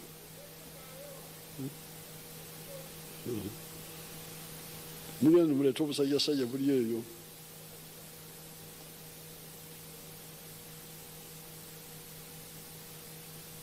Arui, Nebi Road, 33 kilometers. This is in West Nile. Pakwach and Nebi Town Roads, which has an annual capacity of 2,562 kilometers and employment potential of 20,000. Matugasem Peka, 41 kilometers. Ewali akasajja eyo nayo nakasiki banange. Akasajja kali abantu bage mutereze ebigambo ebyo. obusajja bugende bukole ebirala. Matuga, Semuto Kapeka, Tororo, Mbare, Soroti. This is a long one. Soroti, Dokoro, Lira, Kamdin Road, 189. These are ongoing already. Karuma Oruyo, 43. Masaka Chotera Mutukura Road, 89. Nyendovira Maria Road, 11 kilometers. Access Road, 7 kilometer rehabilitation of 166 million equivalent of national road that have reached their service life. What they call service life is Zikadiye. The strategic bridges to be prioritized. There's a road in PG Erimunda Yetu Kasanje akatawuna akalala bakita batya Kasanje wa Kisubi waliwo akatawuna ebyo munda akalala nakawuka eyo sigirabye wano tulina okugiteekako nayo.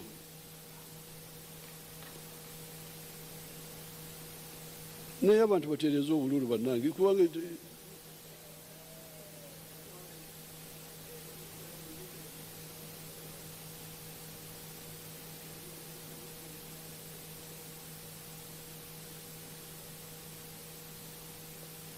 the strategic bridges, so I will have to add that road. I thought we had started on it. The strategic bridges prioritize the next financial year include Sezibwa Bridge along Karagi Kayunga Road, Katonga Bridge, Rueda Swamp, and Kalanda Swamp. Electricity. In 1986, the whole country had only one hydropower plant, Narubari, formerly called Owen Falls Dam, built by the British in 1954 and commissioned by our late auntie, Queen Elizabeth.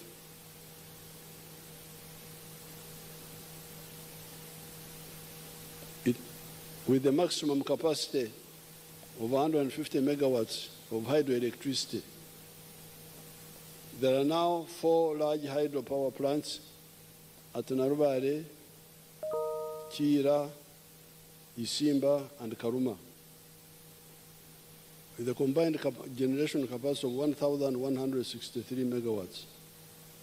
Other sources such as Ggwanga, Sabo Konge, solar power in Mbende have added another 888 megawatts. This brings the total installed electricity generation capacity to 2,052 megawatts. However, given the growing electricity demand arising from the new manufacturers, this is very inadequate, and the available capacity will run out in about 5 years from now. So when people talk of surplus, there is no surplus. It will very soon be overtaken. In the past, delayed investment in new electricity generation capacity led to power blackouts, you remember, and affected productivity in the industrial and services sector. To stop this from happening again, the government will commence investment in new hydropower plants at Ayago, in Nwoya District, 840 megawatts, Kiba in Oyam District, 400 megawatts, and Oryang in Nwoya, 382 megawatts. In addition, work is ongoing for the 8,400 megawatts nuclear power plant in Bukedde District. All these investments, when completed, will bring Uganda's electricity generation capacity to 12,074 megawatts. But we are aiming at 52,000 megawatts. Human capital.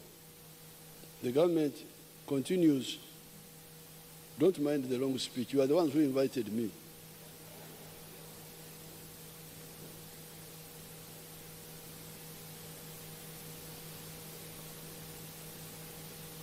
The government continues to focus on attaining a good standard of health for Ugandans and those living in Uganda.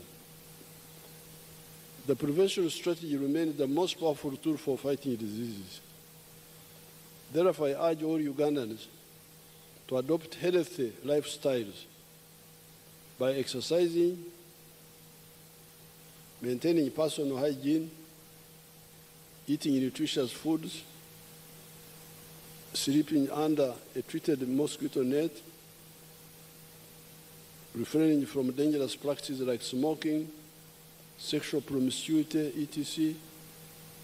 While the government is investing in improving the health infrastructure across the country, it is the responsibility of every individual to ensure that they live a clean and safe environment, in a clean and safe environment, and to avoid falling sick. Government has invested in a number of health infrastructure projects.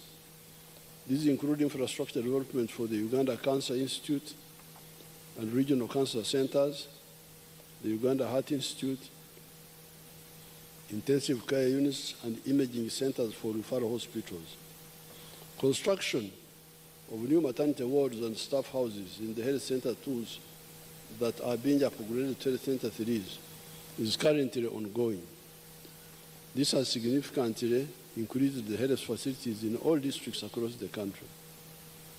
For example, when I visited Yumbe district recently, I found out that Yumbe alone has 26 Health Center 3s.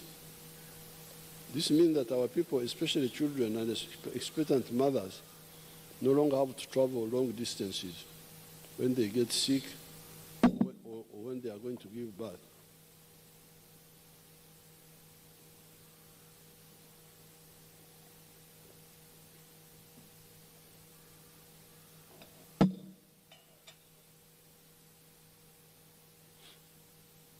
This also supports immunization, which helps to raise healthy children and supports the detection of dangerous disease outbreaks before they spread.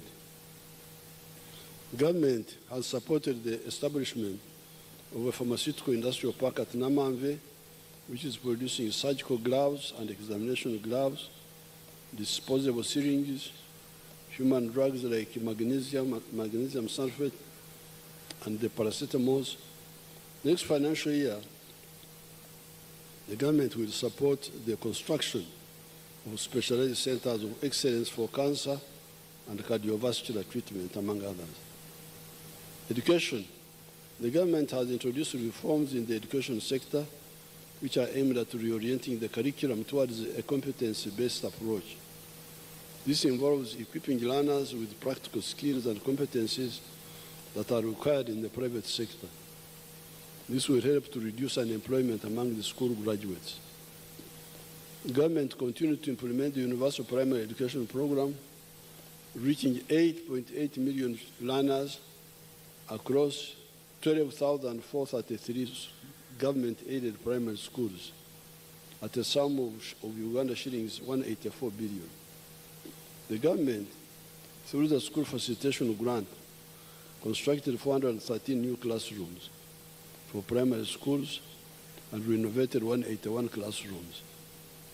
Government procured and distributed 334 sets of mean laboratory equipment to 334 primary government schools to enhance practical science learning and foster early scientific curiosity among young learners. A total of 593 teachers were recruited to facilitate operationalization of the new grant-aided secondary schools in sub-counties. The government has successfully completed the construction of an additional 50 seed secondary schools under the Uganda Intergovernmental Fiscal Transfers Program, bringing the cumulative total to 161 seed schools out of the 259 planned. The majority of the remaining schools are progressing well and are on the schedule for completion by June 2025. The total number of government-aided primary schools in the country is now 12,550.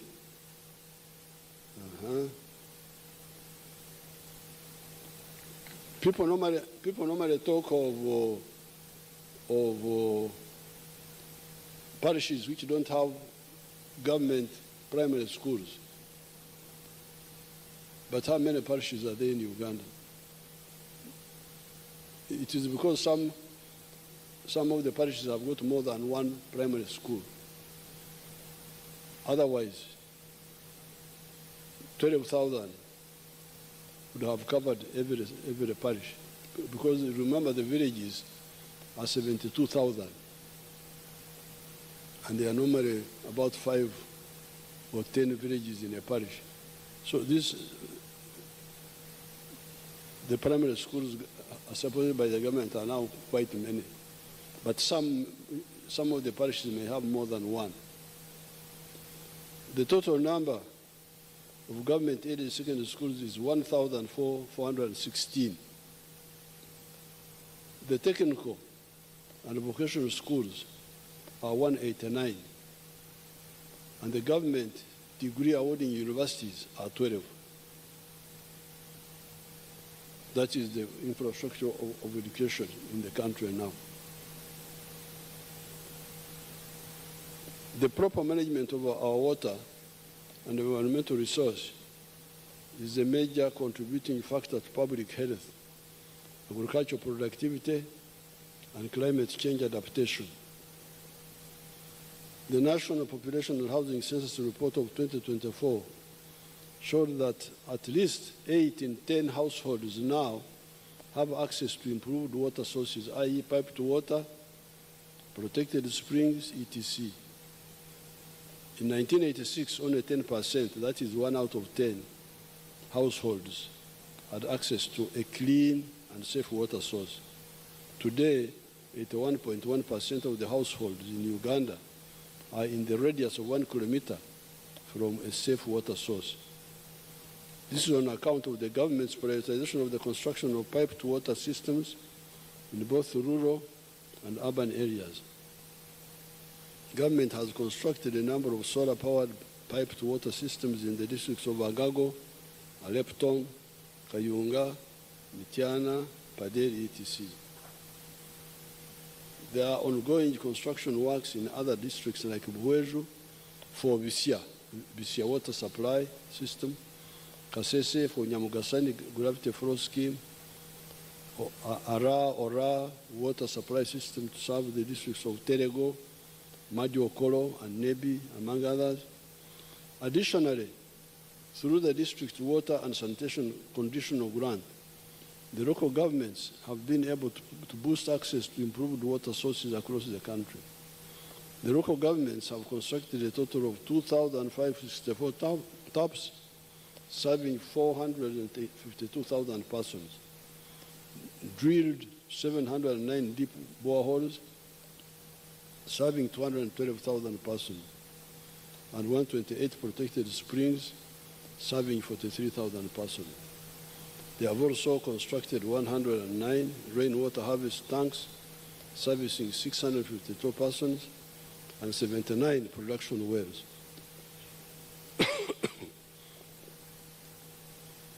A total of 1,333 boreholes and 28 piped water systems have been rehabilitated across the country, thus restoring service to 417,000 persons.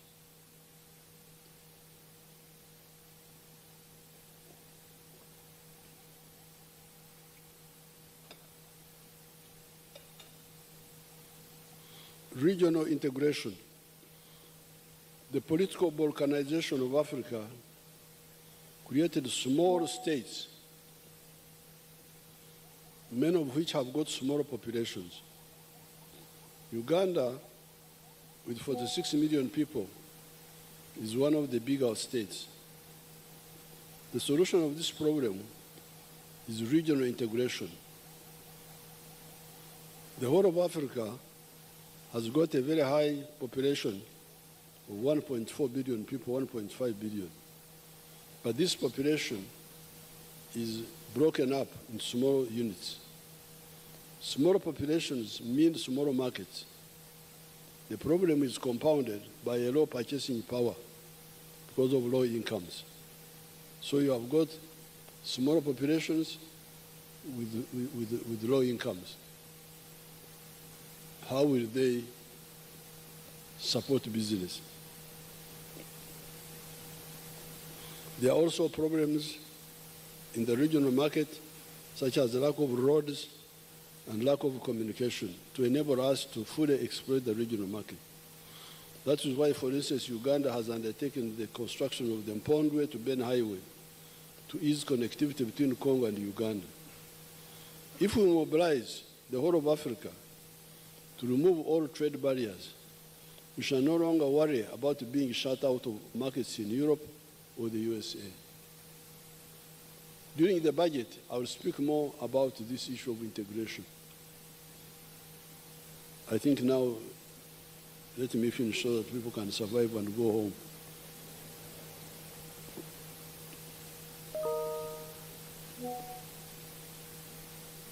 Mass ID registration. Government through NIRA has started the mass registration exercise of all Ugandans. This important exercise involves replacing the national identity cards that have expired and fresh registration. The IDs will be used to identify voters in the forthcoming elections to prevent fraud. Therefore, I urge all to embrace the registration exercise. Conclusion. As I conclude, so you see patience pays, you have really survived. As I conclude, I wish to reiterate that the NRM is aiming at making Uganda a $500 billion economy in the near future. We have identified 4 key areas to drive this rapid growth. First is agro-industrialization.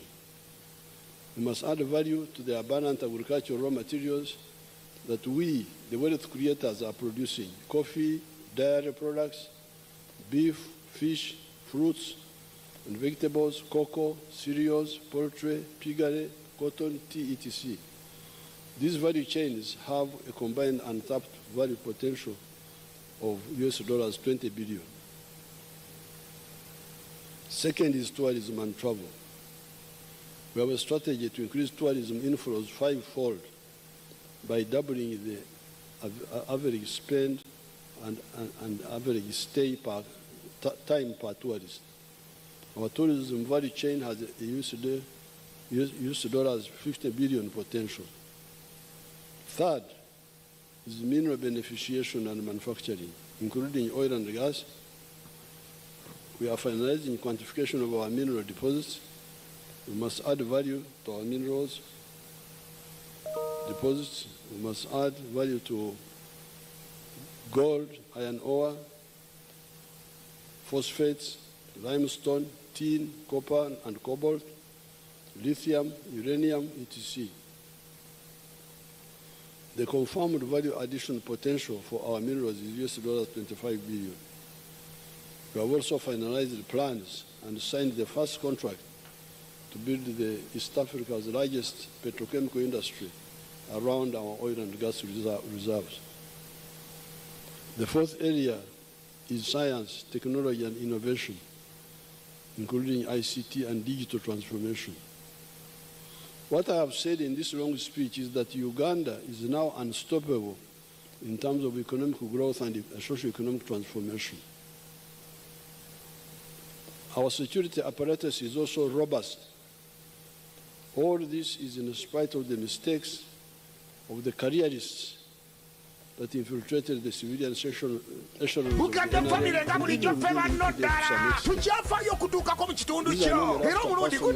NRM. They hardly bother with salvation policies of Uganda or Africa. During the budget speech, I will talk about 2 issues: corruption and the East African Federation. In spite of these mistakes and the external meddling, as you have seen, Uganda is unstoppable. Why? It is on account of our correct position on philosophy, ideology and strategy, and the fear of God. Therefore, the malignment notwithstanding, Uganda is moving forward It is now irreversibly a middle-income country with a GDP per capita of US dollars 1,263, as already pointed out. It is number 7 among the fastest growing countries in the whole world. The source is the IMF. IMF, when you hear a cow talking, then what are you asking?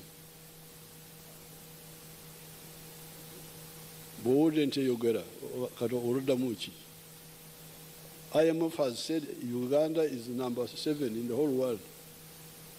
IMF, Sim 7 at. And this is before oil. With oil, we shall be the first in the whole world. It is growing at 6.3% per annum. It is projected to be 7% next year, 2025, 2026, and will grow in double digits after oil. Akahanjurerwasha, tukahangurwa munobi. This is the other language. You know the other language. Akahanjurerwasha, tukahangurwa munobi. What God has created cannot be destroyed by haters. In recent times, one of my happiest days was the 6th of May, 2025, when we held the NRM Village Assemblies Barazas.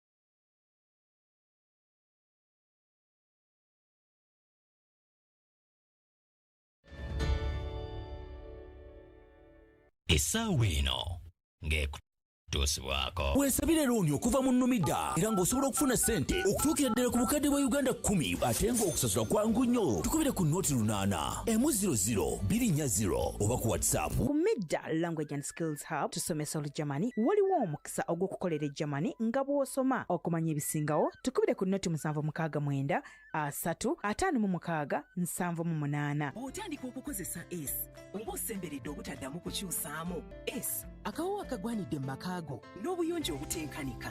S musange mu supermarket zonna okwetooloola eggwanga lyonna. Leero nga luwagiddwa. Soft Care Petal Care has a floating design that perfectly fits. It reduces 70% friction on skin, absorbs fully and blocks leakages from both sides. Soft Care, yeah. Owulire ennyonta? Gula eccupa ya Pepsi ya mililita 3 oba eccupa ya Pepsi Max eya mililita 3 owangule ebirabo nkuyanja. Amateeka n'obukwakkulizo bigobererwa. Pepsi, for the love of it.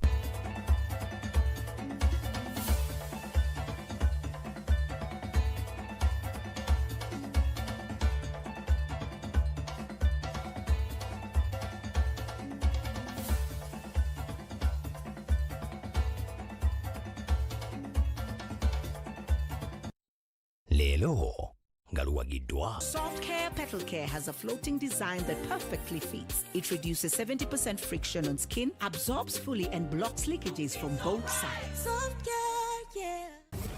Owulire ennyonta? Gula eccupa ya Pepsi ya mililita 3 oba eccupa ya Pepsi Max eya mililita 3 owangule ebirabo nkuyanja. Amateeka n'obukwakkulizo bigobererwa. Pepsi, for the love of it. Omuwaleso gwa Bride and Groom gukomyewo okuva nga 27 okutuuka nga 29 ogw'omukaaga 2025 wansi w'omulamu ogugamba okusukkuluma ku kwagala n'okutandika obulamu nga tuli wamu. Omwaka guno tetukoma kukuyamba kutegeka mbaga ey'ebirooto byo, wabula tukuteekateeka gwe n'omwagalwa wo okuzimba omukwano nga muli wamu paka bukadde. Omwoleso guno gugenda kubeeramu ebintu eby'enjawulo n'ebirala bingi bye wandyagadde okumanya ebikwata ku bagole. Ku mutwalo gumu gwokka buli lunaku, omwoleso gwa Bride and Groom gutegekeddwa kampuni ya Vision Group ne bannamikago. Mommy? Yes? At school, everyone crunching. Nange ku mulimu nga nkola. When I'm watching my kazanyo. Mbaga ya daddy. Anti ku highway nga mvuga. Sisumagire ekyo shuwa. Kati nange bampakingire Honey, mwana muwe. Get your favorite packet of Psalms from a shop or supermarket near you and crunch. Get yourself a packet of Psalms and start crunching. Psalms, taste the difference.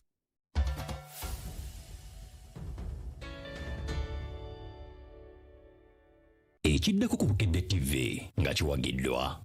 Nana Hub Mouthwash ly'eddagala ettuufu lye nnakakasa mu kujjanjaba endwadde z'amannyo. Amannyo gakuluma bw'ossaayo ekyokya oba ekinnyogo gagasanyalala bw'osenya ovaamu olusaayisaayi oba ogayiza ludda lumu. Senyesa Nana naye weegendereza abafere tebakuguza kappa mu kkutiya. Musange mu famasi zonna. Nana yakakasibwa National Drug Authority. Hobo ye sabuni akyasinze okwoza engoye ate nga n'ebbeeyi nsamusamu. Gula Hobo ku dduuka oba ku supermarket yonna. Nisa moisturizing body lotion kyekizigo ekyesirika eri ensusu zaffe era ng'ali mu bipimo eby'enjawulo n'obuwoowo obw'enjawulo. Nisa moisturizing body lotion.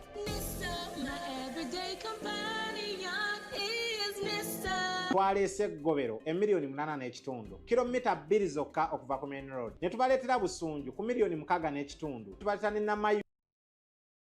Essaawa eno ng'ekutuusibwako. Weesabire looni okuva mu nnumida era ng'osobola okufuna ssente okutuukira ddala ku bukadde bwa Uganda 10 ate ng'okusasula kwangu nnyo. Tukubire ku nooti 8 M00 oba ku WhatsApp. Ku Midda Language and Skills Hub tusomesa Olujamani waliwo omukisa ogw'okukolera ejjamani nga bw'osoma okumanya ebisingawo. Tukubire ku nooti 769 356 778. Otandika okukozesa S oba osemberedde obutaddamu kukyusaamu S akawo akagwanidde mu makaago n'obuyonjo obutenkanika. S musange mu supermarket zonna okwetooloola eggwanga lyonna. Toseguka ng'akutuusibwako. Sometimes that can give us something back. That's why I use new Omo. With naturally derived stain removers, it penetrates deep to reach the toughest stains for unbeatable stain removal. Kumbe mmere y'obenva zongokozesa akanzaali ka tayari kali powder. Tayari kali powder asanga maduka kagonna mu Uganda yonna. Tukubireko ku nooti 773 670 969. Mukizibu tasobola kuntaasa. Naye nga nze ate mumalira buli kimu kye yeetaaga.